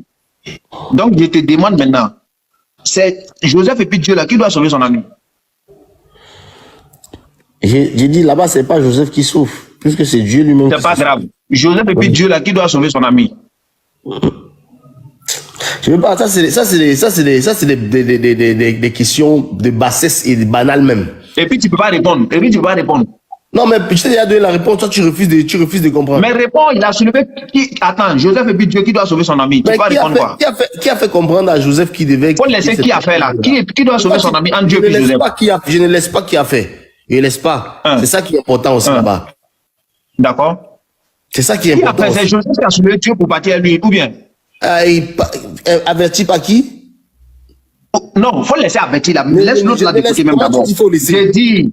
Dans ce qui concerne la parole, on ne laisse pas Joseph a été averti par une autre créature encore. Attends, Joseph a été averti par une autre créature encore. Prendre une partie, mon cher. Non, allons-y là-bas, allons-y. Joseph a été averti par une autre créature qui est un ange. Voilà. S'il te plaît, justifié. Jacob là, comment on appelle Joseph, il a été averti par une autre créature qui est un ange aussi. Maintenant, l'ange là aussi là, il est venu dire à Jacob, donc il est venu sauver son créateur quoi.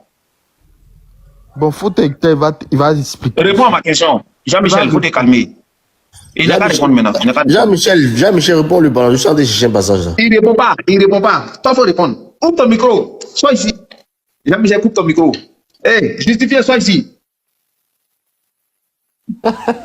Sois ici. Il n'y a pas aussi coup ici. Hein. Sois ici. Baba. Réponds. Baba. Oui, réponds. J'étais répondu à cette question-là. Oui, j'ai dit Jacob et puis Dieu qui doit sauver son ami. Mais entre qui et qui? Entre Joseph et Dieu? Entre Joseph et puis Dieu là, qui doit sauver son ami? Comment ça c'est quelle question que tu me poses? Comment entre Joseph et Dieu, qui va sauver son ami? Les deux personnes. Attends, entre moi et puis Dieu, qui doit sauver son ami? La manière de poser, la simple manière. Non, je te pose une question. Entre moi et puis Dieu, qui doit sauver qui? Je te demande. Non, c'est une question simple. Entre moi et puis Dieu là, qui doit sauver qui? Simplement. Entre toi et Dieu, qui va sauver qui? Mais c'est Dieu qui doit te sauver. Merci beaucoup. Maintenant, entre Joseph et puis Dieu là, qui doit sauver son ami? S'il te plaît, ça tu m'as répondu. Tu dis moi et puis Dieu, c'est Dieu qui doit me sauver. Maintenant, entre Joseph et Dieu, qui doit sauver son ami? Entre Joseph et Dieu. Mais c'est Dieu qui doit sauver Joseph normalement. Merci beaucoup. Maintenant, c'est qui Joseph a soulevé pour fuir avec lui là? Joseph a soulevé Dieu manifesté en chair qui est Jésus pour partir sous l'ordre de Dieu. Merci beaucoup. Merci. Maintenant, ok, là on est d'accord. On est d'accord maintenant. Voilà. On est d'accord. Maintenant, si Jésus est Dieu là-haut, qui a envoyé l'ange là pour venir dire à Joseph? Mais c'est lui-même. C'est l'autre verbe. C'est le bébé là, quoi. C'est le bébé là. Parce qu'il est, bien sûr, c'est lui-même. Donc, attends, donc lui, il peut pas se prendre pour fuir, mais il peut envoyer un ange. En question de, écoute-moi bien, quand on dit Jésus, quand on dit le Père s'est fait chair, donc ça veut dire qu'il a pris une forme humaine. Il y a ce qu'on appelle l'humanité de Dieu. Tu me suis un peu? Voilà, donc ça veut dire qu'il s'est fait chair. Il a pris la condition humaine. Prendre la condition humaine, donc ça veut dire qu'il s'est fait homme. Tu as compris? Ok, donc, maintenant Joseph là-haut. Maintenant Joseph là, quand il a pris Dieu pour fuir là, c'était à cause de quoi? Pourquoi il a pris Dieu pour fuir? Pourquoi tu t'attends? Dis-moi, il t'a dit il y a au moins 10 questions dans ça là. Il t'a dit il y a au moins 10 questions dans ça là. Il y a au moins 10 questions, il t'a dit. Il a dit il a pris Dieu pour fuir à cause de quoi? S'il te plaît, dis-moi la raison. Pourquoi il a pris Dieu pour fuir? Ton problème, tu t'accroches à quoi? À l'humanité de Dieu? Non, je t'ai dit dans ce verset là, il y a au moins 10 questions. Tu t'accroches à l'humanité. S'il te plaît, je ne suis pas dans l'humanité. Tu as dit selon la Bible de Dieu, quelle humanité? Tu doutes que le verbe s'est fait chez toi? S'il te plaît. Attends, tu m'as dit quand il était en Israël, il était Dieu. Tu doutes que le verbe s'est fait chez toi? Je n'ai pas dit de doute, est-ce que j'ai parlé de doute à toi? Mais c'est quoi donc? Tout ce que tu dis là. C'est que tu veux dire. Écoute-moi. Il n'a pas parlé de doute. Il n'a pas parlé de doute. S'il te plaît. Réponds à ce qu'il te demande. Il n'a pas parlé de doute. Sinon, quand on voit c'est compliqué comme ça, tu me parles de doute. S'il te plaît, écoute-moi. Tu es en train de me dire, mais je te parle. Tu es en train de me dire que Dieu est devenu homme, c'est Jésus, parce qu'il est le verbe de Dieu. Et comme il est le verbe de Dieu, en même temps, il est Dieu. Et je t'ai posé la question, maintenant, quand il était en Israël, là, est-ce que c'était Dieu qui était en Israël? Tu m'as dit oui. Maintenant, ici, là, on est en Israël. Ici, on est en Israël. Lui qui était Dieu en Israël, là, c'est de lui on parle. Maintenant, pourquoi tu me dis que moi, tout le monde, j'ai fait quoi? Moi, il n'a rien dit. Moi, il te suis seulement. Donc, j'ai dit, ici, là, quand l'ange est venu dire à Joseph, il n'est qu'à prendre Dieu pour fuir, là. C'était à cause de quoi? Pourquoi il doit prendre Dieu pour fuir? C'était à cause de quoi? Moi, tu dis à cause de quoi? Parce qu'il avait une condition humaine. Quelle est la raison? Quelle est la raison pour laquelle il a pris Dieu pour fuir? Mais c'était sa condition humaine. Son plan, écoute-moi, les plans de Dieu sont insondables, mon cher. Les plans de Dieu. Je ne parle pas des plans insondables. Je dis pourquoi? Parce que le verset te donne la raison. Le verset te donne la raison. Pourquoi il prend Dieu pour fuir? Pourquoi il prend Dieu pour fuir? Oui. Parce que Hérode voulait Le tuer. Hérode voulait tuer. Voilà. Maintenant, Hérode, là, il est qui? Hérode, là, il est qui? Hérode, c'est un homme, c'était le roi à cette époque-là. D'accord, donc ils ont pris Dieu pour fuir parce qu'un être humain veut le tuer. Non, mais il avait la condition humaine, il faut comprendre ça.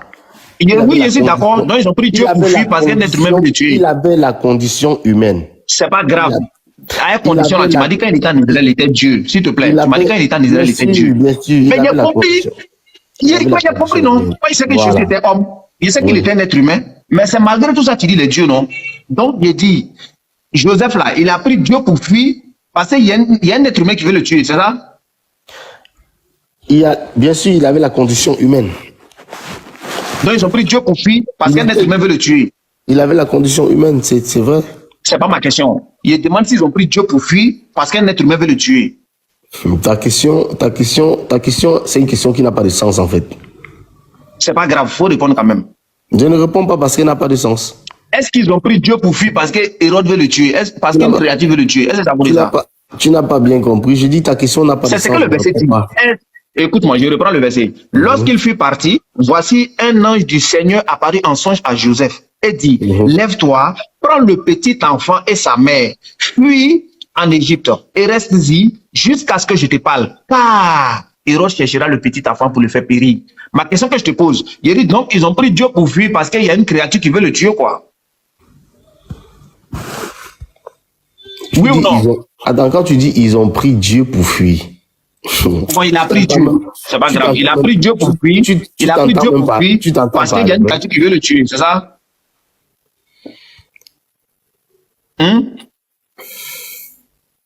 À moins que tu me dises que Jésus n'est pas Dieu. Hein? À moins que tu me dises que Jésus n'est pas Dieu. À moins que je te dise que Jésus n'est pas Dieu. Il a pris Dieu pour fuir parce qu'il y a un être humain qui veut le tuer, quoi. J'ai dit bien ceci. Jésus dans sa condition. Oui ou non? Humaine, Jésus dans sa condition. C'est pas grave. Il demande s'il a pris Dieu pour fuir parce qu'il y a un être humain qui veut le tuer. Oui ou non? Tu me laisses répondre. Jésus dans sa condition humaine.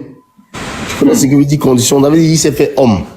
Maintenant, s'entend, il y avait un danger qui s'est présenté. C'est le message. Le message, c'est pas Joseph qui décidait de lui-même. Mais Joseph reçoit un message divin lui demandant de prendre l'enfant pour se déplacer avec. Parce qu'il y a un danger imminent. Bon, ok, d'accord. C'est cette condition humaine-là qui était incompréhensible. C'est ça. D'accord, il n'y a pas de problème. Attends, il n'y a pas de problème. Quand Jésus devient homme là, il est Dieu mais n'est pas Dieu. Quand Jésus devient homme, il est Dieu ou pas? Non, c'est pas ma question. Attends, c'est pas ma question. C'est pas ma question. S'il te plaît, c'est pas ma question. Quand Jésus devient homme là, il est Dieu mais n'est pas Dieu. Oui ou non? Dans la condition humaine, il est Dieu. Oui. Il est Dieu, non? Mais alors, justifié. Mais ok, donc il ne faut plus me parler des conditions ici, parce qu'il est Dieu. Maintenant, j'ai dit, Joseph là, donc lui, il prend Dieu pour fuir, parce qu'un être humain veut le tuer, quoi. Mais c'est lui qui a demandé à Joseph de le déplacer. C'est lui qui demande à Joseph de prendre Dieu pour fuir, parce qu'un être humain veut le tuer. Mais parce que dans son plan, mais toi, tu te limites là. Mais faut répondre à ma question. Mais bien sûr.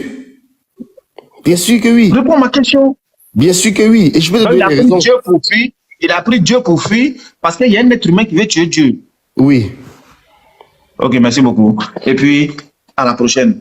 Voilà, Sabrina, pardon, faut venir prendre la dépouille de ton frère là. Tu vois, justifier, tu vois comment c'est dur de soutenir ce que tu penses. C'est pas dur, de soutenir. En fait, moi, je comprends pas pourquoi vous vous limitez pas. C'est parce que justifier, mais je suis en train de parler. Oui, mais justifier, je suis en train de parler. Laisse-moi te dire ce que je veux dire. Voilà. Pourquoi vous restez pas simple avec l'enseignement? Attends. Laisse-moi finir. Pourquoi vous restez pas simple en disant que le passage de Jean 1.1, là, ça veut juste dire que la parole de Dieu s'est manifestée par le prophète Jésus. Non, comme elle s'est manifestée par ce n'est pas ce que Jean a dit. Ce n'est pas ce que Jean a dit. Justifier, écoute. Non, ne modifie pas les propos de Jean. Non, j'ai pas modifié. Voilà. Je t'ai dit, si moi je pense, quand je lis ce verset, si moi je pense raisonnablement, avec ma raison, avec mon intelligence, parce que souvent vous nous reprochez de penser de façon humaine. Mais nous, on est désolé, on vous demande pardon, on est des humains. On est des créatures que Dieu nous a créées comme ça. Il nous a mis un cerveau, tu vois, pour réfléchir. Donc moi, quand je dis Jean 1:1, quand je vois le passage où la parole s'est faite chair, a été faite chair, d'accord? Pour moi, je pense pas à quelque chose qui relèverait du surnaturel ou quoi que ce soit. Pour moi, parce que vous limitez Dieu à votre compréhension humaine. Non, non, c'est pas ça. C'est ça. Justifié. Attends, laisse-moi finir. Tu vas pouvoir répondre. Hein? Laisse-moi finir. Tu vas pouvoir répondre. La parole de Dieu, c'est toujours manifestée par les prophètes. De la même manière qu'elle s'est manifestée par Jésus. C'est tout. C'est-à-dire que moi, quand je vais lire ce passage, ça, comme je connais Dieu avant que Jésus arrive, c'est-à-dire dans les écrits d'avant lui, d'accord, je vois comment Dieu se manifeste. D'accord? Est-ce que Jésus c'est le seul? Est-ce que Jésus c'est le seul? Je te coupe d'abord là-bas. Je te dis que c'est faux. Tu ne connaissais pas. La seule personne depuis la nuit des temps qui a fait connaître Dieu, c'est Jésus. Parce que lui étend sa parole. Donc Moïse il est venu faire connaître le diable quoi. Donc tu ne peux pas dire que tu connaissais Dieu avant Jésus parce que Jésus lui-même Moïse est venu faire connaître le diable. Mais c'est Jésus qui parlait à Moïse, mon cher. D'accord. Donc justifier. Oui, maintenant quand Moïse parle, quand Jésus parle à Moïse là, Moïse il vient faire connaître Dieu ou pas? Il n'y a même pas 30 minutes, il a dit l'inverse. J'ai jamais dit l'inverse. Ça veut dire que tu m'as mal compris tout à l'heure. Non, tout à l'heure, tu m'as demandé, je t'ai dit pour connaître Dieu. Je t'ai dit ça tout à l'heure. Oui, écoute-moi. Tout à l'heure, je t'ai dit pour connaître le Père. C'est pour ça que j'ai posé cette question. C'est exactement pour ça que j'ai posé cette question. Tout à l'heure, je t'ai dit, est-ce que les gens avant Jésus, avant que le Père ait manifesté sa parole en chair, est-ce qu'avant qu'il y ait cette action, ils connaissaient le Père? Tu m'as répondu oui. Oui. Donc maintenant, pourquoi tu dis non? Je t'ai pas dit non, il connaissait le Père, mais pas le Fils. Ce n'est pas moi qui le dis, c'est les Écritures encore qui le disent. Mais on peut pas parler aussi. Oui, Jean. Juste après, je te pose ta question à toi. Je te laisse répondre à toi. Donc, du coup, il connaissait le Père par le Fils, sans que le Fils soit en chair. On est d'accord? Oui. D'accord, on est OK. Donc, maintenant, on parle plus de l'action. Il faut comprendre aussi ce qu'on vous dit, hein, pour qu'on puisse dialoguer, il faut comprendre ce qu'on vous dit. Moi, je t'ai parlé de l'action où ce verbe, il s'est fait chair. Avant ça, est-ce que les enfants d'Israël connaissaient le Père? Oui. Oh oui. Même si tu veux que ce soit par le Fils. En tout cas, c'est par le Fils, sans l'action du Fils manifesté en chair. Oui. On est d'accord, Donc, pour revenir à ce que je te dis, d'accord, même si tu appelles la parole de Dieu Fils, même si tu l'appelles comme ça, moi, ça me dérange pas, que tu appelles la parole de Dieu Fils. Est-ce que cette parole s'est manifestée par les autres prophètes? Est-ce que cette parole s'est manifestée par les autres prophètes? Oui. Non. Comment ça, non? Parce que manifester veut dire donner une forme physique. Donc cette parole, elle s'est pas manifestée par les autres prophètes? Non. Tu es sûr de toi? Oui. Et si maintenant je te donne un verset où elle s'est manifestée par un prophète? Mais quand tu dis manifester, dans manifester, tu veux dire donner une forme physique. Pourquoi maintenant précise? Il y a 2 minutes, je t'ai dit manifester et tu m'as dit non. Manifester veut dire donner une forme. Je t'ai dit donner une forme physique, non. Une forme physique, non. Je t'ai dit ça. Non. Mais moi, si je t'ai posé une question avec un mot. Mais tu m'as dit mot, je t'ai donné l'explication du mot que je comprenais. Je ne veux pas qu'on joue au jeu. Alors, je me réexplique. Non, voilà, je vais être juste. Voilà, je me réexplique. Toi, tu as un terme pour définir manifester, d'accord? Oui. Quand tu m'as dit manifester, je t'ai dit donner une forme physique, non. Mais... Non. Voilà, je t'ai dit ça. Non, tu n'as pas dit ça. Je t'ai dit, est-ce que la parole de l'Éternel s'est manifestée par les prophètes? Tu m'as répondu non. Non, avant de te répondre, j'ai dit donner une forme physique. Selon Dieu, manifester sa parole par un prophète, ça veut dire quoi? Pas selon toi, selon Dieu. Selon Dieu? Ouais, manifester sa parole par un prophète, ça veut dire quoi? Manifester sa parole par un prophète. Donner un message. D'accord. Voilà. Donner un message. Donc, quand Dieu, il manifeste sa parole par un prophète, il donne un message. Ouais. On est d'accord. Donc, pour Jésus, maintenant, on revient à Jésus, là. Est-ce qu'il a fait la même chose, Dieu? Est-ce qu'il a manifesté sa parole par un message? Mais Jésus, c'est pas la forme physique de Jésus. La forme physique de Jésus, elle n'est pas seulement humaine. Mais quand tu vas plus loin, on te dit que le rocher qui suivait le peuple d'Israël au désert, et ce rocher était Jésus. Donc ça veut dire, c'est pas la première fois que Jésus a hésité de manière physique sur terre. D'accord, donc ce rocher, il s'appelait Jésus aussi. Voilà, ce rocher-là est Jésus. C'est l'explication que nous donne Paul. Donc la parole, elle est venue dans le monde, elle s'est fait rocher et elle s'est fait chair, c'est ça? C'est l'explication que nous donne Paul, bien sûr. D'accord. Donc attends, laisse-moi finir mes questions juste pour que je comprenne. Donc ce rocher-là dont tu parles, c'était Dieu? Bien sûr. D'accord. Donc Dieu est devenu un rocher. Il faut... je vais te faire comprendre quelque chose. Parce que vous avez un problème de compréhension au niveau de... il faut que vous ayez d'abord notre compréhension. Je suis pas sûr qu'on ait un problème de compréhension. Moi, je pense que vous avez plus un problème d'explication. Vas-y. On a un problème d'explication, en fait. Voilà, un gros problème d'explication. Mais pas sinon, nous, on n'a pas de problème de compréhension. Hein. Je pense pas. Je peux intervenir un peu? Vas-y, Jean-Michel, je t'écoute.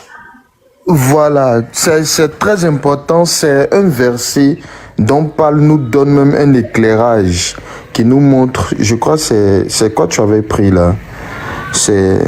Bon, je vais compléter ça avec un autre verset encore. 1 Pierre 1, c'est écrit quoi?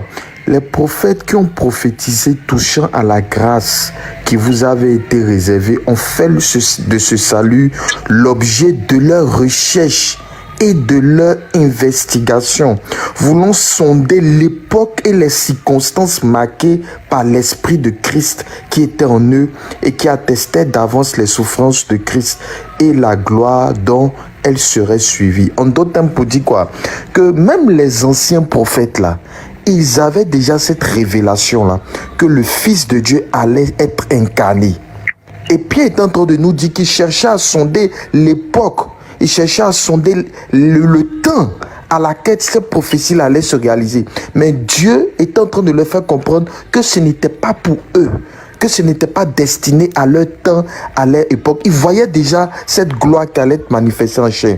Et Paul même le dit encore au travers de ce passage, que le rocher sur lequel vos pères s'abreuvaient était le Christ. En d'autres termes, le Christ là, il avait des manifestations qui n'étaient pas vraiment visibles et perceptibles dans l'Ancien Testament.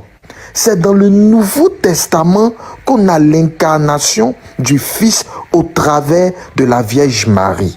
Sinon, dans l'Ancien, c'est pour cela quand tu vas prendre les exégèses, lorsqu'il te parle par exemple de la création du monde, où Dieu dit par exemple, faisons l'homme à notre image, on dit le Père, le Fils et le Saint-Esprit étaient en mouvement. Là, c'est une action qui montre que le Fils existait déjà. Donc le Fils était déjà visible dans l'Ancien Testament, mais c'est vraiment subtil. C'est vraiment subtil. Même par exemple, la scène que Moïse a dans le buisson Adam, où Dieu lui parle, on ne peut pas dire de manière très claire si c'est le Père, le Fils ou le Saint-Esprit qui le parle. Parce que c'est Dieu qui lui parle dans son essence divine. Et Dieu dans l'essence divine, c'est la Trinité. Dieu dans l'essence divine, c'est le Père, le Fils et le Saint-Esprit. Mais dans le Nouveau Testament, on a l'incarnation du Fils. Voilà pourquoi quand Jésus se baptise, on entend une voix du ciel. La distinction est automatique. Le Père parle, on voit le Fils qui est là et l'Esprit descend sur lui comme une colombe. Donc dans l'Ancien Testament, le Christ était là, mais c'était vraiment subtil. C'était vraiment subtil. Il faut vraiment avoir pour voir ces manifestations. Par exemple, à la création du monde. Attends, Jean-Michel Kiki, tu me dis tout ça pour répondre à quoi là? Ma question c'était, est-ce que le rocher c'était Dieu? Est-ce que ce rocher c'était Dieu? Oui, le Paul nous dit que c'était le Christ. Et le Christ est mais Dieu. attends, est-ce que je te demande, moi ma question, c'est ça le problème. On ne peut pas avancer avec vous parce que vous avez un problème. Vous répondez à des questions qu'on ne vous a pas posées. Moi, je veux pas savoir si c'était le Christ. Moi, je veux savoir si ce rocher, c'était Dieu. Bon, laisse-moi parler un peu, Jean-Michel. Voilà, moi, je veux juste savoir si le rocher, c'était Dieu. Je vais aller dans la définition, dans la compréhension chrétienne, trinitaire de Dieu tel que nous l'apercevons. Tu me suis un peu, parce que... Non, mais attends... Si je n'entre pas dans cette explication-là... Si je n'entre pas dans cette explication... Je vais t'expliquer pourquoi non. Je vais t'expliquer pourquoi non. Parce que toi, tu ne peux pas t'identifier à une définition chrétienne. C'est pas possible. Parce que si on prend 4 chrétiens que nous, on connaît, vous n'avez pas la même définition. Donc, on peut pas faire du cas par cas, justement. Non, mais là, je suis en train... Là, je suis avec Jean-Michel. Oui, mais on a déjà entendu... Maintenant, tu es avec Jean-Michel, justifié. Tu es avec Jean-Michel. Est-ce que toi, tu es catholique? Bien sûr. Ah, d'accord. D'accord, voilà. D'accord. Et je suis en train de je te dis, pour qu'on se comprenne, pour que tu puisses nous comprendre, il faut que tu aies d'abord notre vision trinitaire de la personne divine. Non, mais je la connais, ça. Je connais la version trinitaire. Tu la connais comment? Comment est-ce que tu la connais? Comment? C'est parce qu'on me l'a expliqué. Qu'est-ce que tu connais de ça? Ce qu'on m'a expliqué de la Trinité. Le Dieu, c'est... On sait qu'il y a le Père, il y a le Fils, il y a le Saint-Esprit. Maintenant, vous divergez. Il y a d'autres qui disent que le Père n'est pas le Fils n'est pas le Père aussi n'est pas le Saint-Esprit. Ce sont des personnes distinctes, mais qui forment une même personne. Voilà, il y a d'autres qui disent ça. Il y a d'autres qui disent non, c'est la même personne. Voilà, qui change des détails et tout ça. Voilà votre Trinité là. Voilà. Voilà, donc on connaît. C'est pour ça que nous, on ne veut pas rentrer dans votre vision des choses. On veut rentrer dans l'explication des textes. Sabrina, je veux qu'on revienne sur le 1 Corinthiens 10 que tu avais pris. C'est ce que j'ai cherché. Attends, mais l'explication qu'il a donnée sur la Trinité, là, c'est ça, non? Oui, c'est approximatif. Moi, j'ai pas pris un Corinthien, Jean-Michel Kiké. Non, c'est ça, le rocher dont tu parlais là, c'est dans... C'est pas moi, c'est justifié qu'il l'a pris. C'est pas moi. Voilà, on va lire. On dit... Frère, je ne veux pas que vous ignorez que nos pères ont tous été sous la nuée, qu'ils sont tous passés au travers de la mer, qu'ils ont tous été baptisés en Moïse dans la nuée et dans la mer, qu'ils ont tous mangé le même aliment spirituel et qu'ils ont tous bu le même breuvage spirituel, car ils buvaient à un rocher spirituel qui les suivait, et ce rocher-là était Christ. Voilà. Mais là, même quand Paul parle le rocher spirituel qui les suivait là. C'est pas un rocher physique, hein. C'est pas un rocher physique c'est une vision de l'esprit que Paul est en train de donner là. Que le rocher en question qui les suivait, qui était comme un guide pour eux, en réalité était le Christ. Donc c'est pas un rocher que les Juifs adoraient, qui les suivaient, qui marchaient. Non, c'est une vision de l'esprit que Paul donnait. En réalité, eux-mêmes, ils n'étaient pas conscients que ce rocher-là même était le Christ. Ils n'avaient pas cette révélation. Et c'est Paul qui a l'illumination qui nous donne cette révélation. En réalité, ce rocher qui les suivait là était le Christ. Pourtant, eux-mêmes, ils ne le savaient pas. Donc, Paul est en train de nous dire... D'accord, Jean-Michel. Donc, Christ veut dire quoi, Jean-Michel? Puisque ce rocher-là, c'était le Christ. Christ, ça veut dire quoi? C'est le Machia, c'est loin de Dieu, le choisi de Dieu. D'accord, donc c'est pas Dieu, du coup. Non, en fait, Christ, c'est comment je vais te dire? Comment? Christ, c'est le fils de Dieu. Voilà, c'est le fils de Dieu, mais qui possède les mêmes attributs que Dieu. Voilà pourquoi on dit qu'il est Dieu. Lequel de Christ? Lequel? Parce que dans la Bible, il y en a plusieurs. Donc lequel? Non, je te fais simple pour que tu comprennes. Non, mais là, je comprends rien du tout, là. Là, au contraire, là, tu m'as encore plus perdu. Parce que si tu dis que Christ, ça veut dire le Machia et ça veut dire fils de Dieu, quand Dieu, il parle de ces Machia, est-ce qu'ils sont tous Dieu? Est-ce qu'ils sont tous égaux de Dieu? Oui, mais tu vas voir que dans la Bible, aucun Messie s'est présenté comme étant le fils unique de Dieu. Non, mais tu viens de dire, mais Jean-Michel Kiki, tu viens de dire, c'est ça, moi c'est ça vraiment mon problème avec vous en fait. Tu viens de dire à l'instant, c'est pas moi qui a dit, c'est toi qui viens de dire, je t'ai demandé qu'est-ce que ça voulait dire Christ. D'accord? Tu m'as dit Christ, ça veut dire Weng. Je t'ai dit donc si ça veut dire Weng, ça veut pas dire Dieu. Tu m'as répondu, oui, Christ, ça veut dire Weng, mais qui possède les attributs de Dieu, ou je sais plus exactement ce que tu as dit. D'accord? Je t'ai dit donc, comme il y a plusieurs messies comme il y a plusieurs Christ, comme il y a plusieurs Wayne dans la Bible, est-ce qu'ils sont tous Dieu? Et là, tu me dis, non, Christ, ça veut dire fils de Dieu. Je te dis, ben ok, ça veut dire fils de Dieu. Mais tous les Christ là et tous les Messies là qui sont dans la Bible, est-ce qu'ils sont Dieu, puisque fils de Dieu, ça veut dire Dieu? Tu me réponds, non, mais est-ce qu'il y en a un qui a dit c'est fils de Dieu? Mais eux, ils ont rien dit. Moi, j'ai rien dit, c'est toi qui as dit. C'est toi qui viens de dire que Christ, ça veut dire fils de Dieu. Sabrina. Justifié. Oui, Sabrina, je vais te poser une question, s'il te plaît. C'est possible? Oui. Est-ce qu'il est possible pour un prophète de parler 1000 ans avant son existence? De parler 1000 ans avant son existence. Moi, je pense que si le pouvoir lui a été donné par Dieu, est-ce que c'est pas dans la présence de Dieu? Est-ce que parce que moi, j'ai vu dans ta Bible un prophète qui était prophète avant qu'il soit né. Un prophète qui soit prophète avant qu'il est né, mais un autre prophète n'a pas parlé à lui parce que le prophète n'est parlé que de la part de Dieu. Non, je t'ai juste dit que dans ta Bible, il y a un prophète qui était prophète, d'accord? Oui. Il était prophète, il était établi prophète avant qu'il soit né. Mais est-ce que, je te pose une question, est-ce qu'un prophète peut parler peut donner le message d'un autre prophète? Moi, je te réponds, si un prophète peut être prophète... Réponds-moi. Je suis en train. Oui, je suis en train de te répondre. Si un prophète peut être prophète avant sa naissance, un prophète peut parler avant sa naissance. Si c'est dans la présence de Dieu, c'est-à-dire comme moi, je comprends les versets. Un prophète peut parler avant sa naissance, pas un autre prophète. Oui, puisque un prophète dans ta Bible peut être prophète avant même les gens à qui va devoir guider en tant que prophète. Mais on dit, ça c'est dans la préscience de Dieu, mais c'est pas au niveau des hommes. Mais c'est pas au niveau des hommes. Alors vas-y, maintenant donne-moi le verset qu'on aille l'examiner. Ce n'est pas au niveau des hommes. Donne-moi le verset. C'est dans la préscience de Dieu. Mais ce n'est pas manifeste, ce n'est pas un message véhiculé. Non, mais nous tous là, tonton, nous tous là, on a parlé avant de venir. Avant de venir. Alors, il a posé la question dans le Coran. Il dit, attends, je viens. Qu'est-ce que toi tu as dit avant de venir? Je viens. Oui. Ok, je viens. Allah, il nous a fait sortir nous tous. Et puis, il a posé la question, ne suis-ce pas votre Seigneur? Nous tous, on a dit oui. Nous tous, on a accepté. Maintenant, on vient ici maintenant, à cause des rigra, tout ça. Moi, il n'y a pas souvenir de ça. Hein. Pourquoi tu as souvenir? Ouais, mais tu n'as pas souvenir, ça ne veut pas dire que tu n'as pas parlé. Même il y a des trucs. Attends.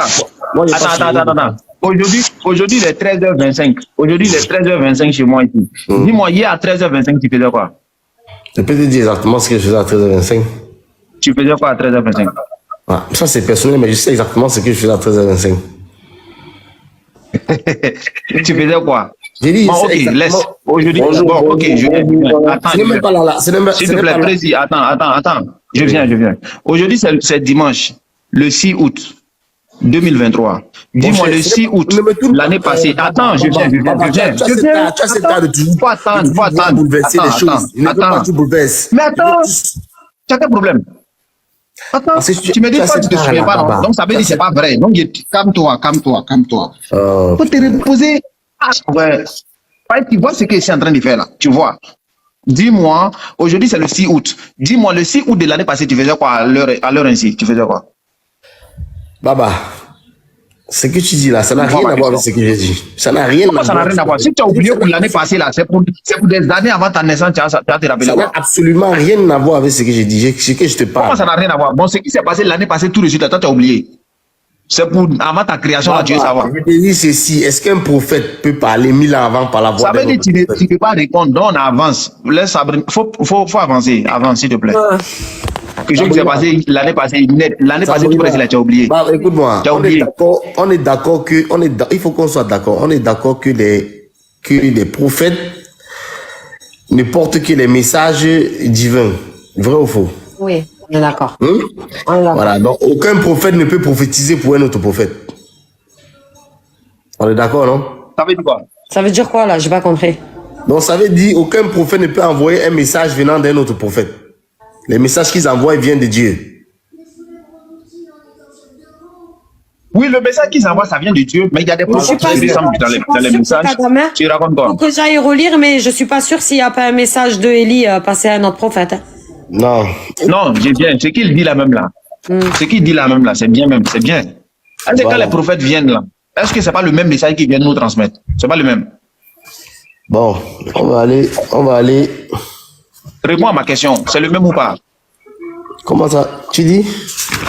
Quand les prophètes viennent nous transmettre le message, là, c'est le même message qu'ils envoient, mais c'est pas le même. C'est le même, quand les prophètes viennent, c'est pas le même message qu'ils envoient. C'est pas le même message. Non. Ok, d'accord. Donc le message de Moïse là, et le message d'Ésaïe là, c'est différent, non? Le message de qui? Le message de Moïse et le message d'Ésaïe, est-ce que c'est le même message? Il demande c'est différent. Non, mais toi-même, tu as lu les deux, est-ce que c'est pareil? Non, mais je te pose la question, mais réponds-moi. Mais moi, je te dis non, c'est pas le même message. Ok, d'accord. Quelle est la différence?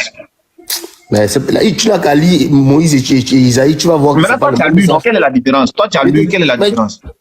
Mais je te dis que, toi, tu as quel problème, Baba? J'ai dit, toi, tu as lu, là, il y a quelle différence? Dis-moi. Va lire, dis-moi, quelle est la différence? Va lire, non, moi, il n'est pas lu. Maintenant, toi qui as lu, là, quelle est la différence? Tu n'es pas. Moi, j'étais en train de poser des questions pour arriver à quelque chose. Là, tu es en train de me dépiler. Mais c'est là-bas même, ils sont en train de te dévancer là. Ils sont en train de te dévancer. C'est pour te montrer qu'il habite là-bas où tu t'en vas là-bas. Non, tu n'habites pas là-bas, Baba. Ah, bon, d'accord. Faut continuer, il t'attend encore. Voilà, tu n'habites pas là-bas. Je vais aller. Il est là, Michel. Jean-Michel est là? Jean-Michel, il est là? Je ne sais pas s'il est là. En tout cas, oui, il est présent. Attends, je vais te dire. Non, il n'est pas là, il n'est pas là. Ah oui, il est là. Jean-Michel Kiki. Bon, il est occupé. Dis-moi, c'est un verset que tu veux que je lise? Voilà, il y a un verset que je veux. Non, je veux qu'il me donne la référence. C'est quoi? Tu peux paraphraser, on peut essayer de t'aider, non? Je crois que c'est dans les Hébreux. Mais c'est quoi? Il est dit quoi là-bas? Le Christ en venant dans le monde dit. Je crois que c'est. Attends, je suis en train de chercher là. C'est Hébreux 10.5. Hébreux 10.5. Voilà, Hébreux 10.5, merci. Le Christ en venant dans le monde. Oui, je suis là. Aussi, en entrant dans le monde, le Christ dit, de sacrifice et d'offrande, tu n'as pas voulu. C'est pourquoi Christ entrant dans le monde dit, tu n'as voulu ni sacrifice ni offrande, mais tu m'as donné un corps. Voilà, très bien. Ce message a été dit 1000 ans avant sa manifestation physique. C'est écrit où? C'est écrit dans le Somme. Faut donner le passage où c'est écrit 1000 ans avant sa naissance là-bas. Je te dis, c'est écrit dans les Sommes, le livre des Sommes écrit 1000 ans avant. Mais on veut voir. Il faut aller dans les Sommes. Faut lire, on va voir. Faut lire, on va voir. Jean-Michel. Tu es là? Va dans le livre des Sommes. Je vais te retrouver le Somme là rapidement. Là. Jean-Michel, viens aider ton frère. Je pense que le Somme. Bon, c'est même. Attends. C'est le Somme. Le Somme 40. Le Somme 40.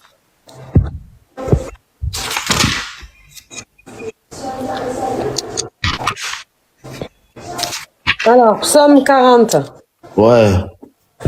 Au verset 6. Au verset 6. Verset 7.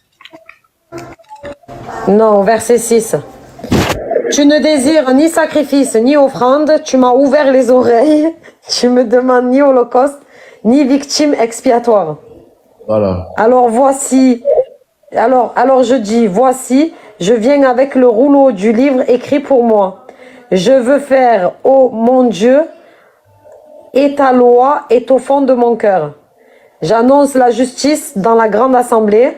Voici, je ne ferme pas mes lèvres. L'Éternel, tu le sais. Je ne retiens pas dans mon cœur. C'est bon à partir de là. Très bien, c'est bon à partir de là. Je dis ceci. Comment est-ce que tu perçois la chose? Mais qu'est-ce que tu racontes? Comment ça, qu'est-ce que je raconte? Parce qu'il y a deux frères. Non. Sabrina, il dit 1000 ans, s'il te plaît. Où est 1000 ans dans ça là? Mais les deux passages là, sont distincts de 1000. Il y a 1000 ans d'écart entre les deux. D'accord. Maintenant, écoute s'il te plaît. Oui. Hébreux 10, verset 5. Il a dit quoi? Tu n'as agréé ni holocauste, ni sacrifice pour le péché.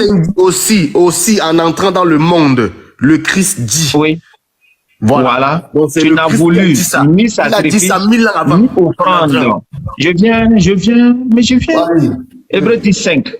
C'est pourquoi Christ, entrant dans le monde, dit, tu n'as voulu ni sacrifice, ni offrande, tu m'as formé un corps. Voilà. Dans le psaume 40, à partir du verset 6, tu ne désires ni sacrifice, ni offrande, tu m'as ouvert les oreilles. Tu ne demandes ni holocauste, ni victime expiatoire. La première question que je te demande là, c'est quelle version qui est vraie entre les deux là? C'est tu m'as ouvert les oreilles ou bien c'est tu m'as formé un corps qui est vrai? Ah, regarde, si tu avais dit. Réponse s'il te plaît. Tu me demandes c'est quelle version qui est vraie. Oui, entre les deux là, c'est quelle qui est vraie? Tu m'as ouvert les oreilles et puis tu m'as formé un corps. C'est pas choisir un qui est vrai, les deux se complètent. Les deux ne disent pas la même chose. Répondez. Pas la même chose. Soit vous allez admettre que la Bible est falsifiée tout de suite là. Les deux ne disent pas la même chose. Donc maintenant c'est que tu veux entrer maintenant dans que la Bible est falsifiée. Non. Au fait, je veux d'abord que tu réponds à ça et puis on avance maintenant, s'il te plaît. Tu m'as ouvert les oreilles et puis tu m'as formé un corps. Est-ce que c'est la même chose? Tu es mal, écoute-moi, tu as ce qu'on appelle la malhonnêteté intellectuelle, Baba. Ok, d'accord, c'est pas grave. Maintenant, comme j'ai la malhonnêteté, s'il te plaît, écoutez-moi. Si j'ai la malhonnêteté, il n'y a pas de problème. Tu es en train de me dire que je suis malhonnête, c'est pas grave. Maintenant, dis-moi, tu m'as ouvert les oreilles. S'il te plaît, toi qui es honnête là, dis-moi, tu m'as ouvert les oreilles avec tu m'as créé un corps là. Est-ce que c'est la même chose? Toi qui es honnête là. J'arrive même pas à comprendre. Il faut lui répondre. Non, Jean-Michel, coupe ton micro. Je n'aime pas parler quoi. Faut couper ton micro, j'arrive. Il ne peut pas m'insulter comme ça toi aussi. Justifier, ouvre ton micro. Toi qui es honnête là, dis-moi, tu m'as ouvert les oreilles avec tu m'as créé un corps. C'est la même chose. Comme toi tu es honnête là, sois ici. Sois ici. Et en plus, je suis en train de lire, mais alors aucun rapport avec les yeux. Eh, justifier, sois ici. Moi, je sais que toi, tu es honnête. Donc, viens me dire maintenant si c'est la même chose. Sois ici. Check, pas doucement avec les gens là, s'il te plaît. Non, il me dit, moi, je suis malhonnête. Non, moi, il accepte moi là. Il accepte moi. Il sait que je suis malhonnête, il accepte moi là. Maintenant, lui qui est honnête là, il n'a qu'à venir me dire créer un corps là, avec ouvert les oreilles, c'est pareil. C'est pareil. Tu sais que Cheikh aussi, le français est la langue le plus difficile. Hein? Non, il faut laisser le français là. Attends, papi, il faut laisser tout ça là. Laisse là-bas, laisse. On a terminé le débat. Justifier, sois ici. On a terminé le débat politique, mon cher. S'il te plaît, justifier. S'il te plaît, justifier. Non, écoute-moi, s'il te plaît. Faut m'écouter. Quel problème même? Je suis fatigué, mon cher. Tu m'as dit que je suis malhonnête. Moi, il y a assez pour moi là. Je suis malhonnête. Mais écoute-moi. Mais tu as quel problème? Tu m'as dit que je suis malhonnête. Moi, il y a assez. Est-ce que moi, il dit c'est faux? J'ai accepté que je suis malhonnête. Il n'y a pas de problème. Maintenant, toi qui es honnête là-haut, est-ce que tu m'as formé un corps avec tu m'as ouvert les oreilles? Est-ce que c'est pareil? Toi qui es honnête. Oui, c'est pareil. C'est pareil. Oui. Ok, d'accord, il n'y a pas de problème. Toi, tu n'es pas malhonnête. Toi, tu n'es pas malhonnête. Hein. Pour toi, là, ça me dit, par exemple, il faut chercher un qualificatif. Tu sais pourquoi je te dis c'est pareil? Parce que depuis le départ. Laisse. Tu m'as dit c'est pareil. C'est pareil. Attends. Justifier, Attends. Revenir à la raison, justifier. Faut attendre. Attends. Sabrina. Oui. Le monsieur m'a dit que moi, je suis malhonnête. Maintenant, il vient de nous dire que former un corps avec tu m'as ouvert les oreilles, que c'est pareil. S'il te plaît, il faut me chercher un qualificatif pour lui. S'il te plaît. Les gars, il y a besoin de qualificatifs en bas, s'il te plaît. Président. Il m'a dit, moi, je suis malhonnête. Hein. Mais lui, pour lui, ce qu'il vient de faire là, s'il te plaît, il y a besoin d'un qualificatif, quoi. C'est un sorcier. Cherchez un qualificatif pour moi, s'il vous plaît. Cherchez un qualificatif. Bon, il y a d'autres qui disent tu es un escroc. Il y a d'autres qui disent tu es dénué de sens. Voilà. Bon, attends, on va chercher. Il y a besoin de... On dit tu es soyez. Attends, il arrive. Président des gros menteurs. Bon, d'accord. Il prend deux qualificatifs pour te donner. Il y a un qui dit tu es le président des menteurs. Voilà, ça c'est bon, ça te va bien. Et il y a autre qui dit tu es hyper menteur, hyper malhonnête. Ça aussi, ça te va. Donc, merci beaucoup. Voilà, justifié. Donc, Sabrina, à toi la parole. C'est ce que je te disais tout à l'heure, tu vois. Et c'est facile de dire une chose. Mais après, c'est difficile de la soutenir. Tu vois. Je ne suis pas... Écoutez, je ne suis pas... Quand tu prends un verset... Non, c'est un escroc. C'est un escroc. Faut attendre à parler. Tu es escroc. Vous n'avez même, pas pris le temps. Non, tu es un escroc. Il faut laisser parler. On ne veut rien comprendre. On veut rien comprendre. Justifié, tu l'as traité de malhonnête intellectuelle. On veut rien comprendre. C'est la malhonnêteté intellectuelle. Tu fais de la malhonnêteté intellectuelle. Mais oui, j'ai compris. Mais j'ai compris. J'ai compris de malhonnêteté. C'est moi qui dis c'est faux. Attends, Sabrina, attends. Justifié. C'est quand tu dis là, moi, je n'ai pas dit c'est faux. Tu dis aussi malhonnête. Moi, je n'ai pas dit c'est faux. Maintenant, toi, tu viens de nous dire, ouvrir les oreilles. Avec ma création, c'est la même chose. On a compris. Tout le monde sait maintenant qui est malhonnête, non? Voilà, c'est tout. Laisse Sabrina va parler, s'il te plaît. Oui, vas-y, Sabrina, je t'écoute. Voilà. Donc, c'est ce que je dis depuis des années quand je parle avec des chrétiens. En fait, vous prenez le bâton pour vous faire frapper, en fait. Parce que vous prenez des versets en fait, pour les comprendre, en fait, c'est pas vous les détourner. C'est-à-dire que pour les comprendre, comme vous les expliquez vous, il faut faire une pirouette de gymnaste impressionnante. Regarde, là tu viens de donner 2 versets pour attribuer la divinité à Jésus. Est-ce que tu te rends compte de la différence des 2 versets? Déjà de 1, parce qu'en fait tu as trouvé 2 mots là-bas qui se ressemblent. C'est bon, ça voulait dire ça. Comme il y a 2 mots qui se ressemblent, on parle de Jésus. Vous, avant, je sais plus ce que c'est un christocentrisme. En fait, vous ramenez tout à Jésus. Mais tout. Et je sais pas pourquoi. Vous n'êtes pas simple. C'est-à-dire... Moi, je vais t'expliquer pourquoi. Attends, je finis, après tu m'expliques. Pourquoi vous n'êtes pas simple? C'est-à-dire de dire que Dieu, il procède avec sa créature de la même manière. Depuis le début jusqu'à la fin des temps.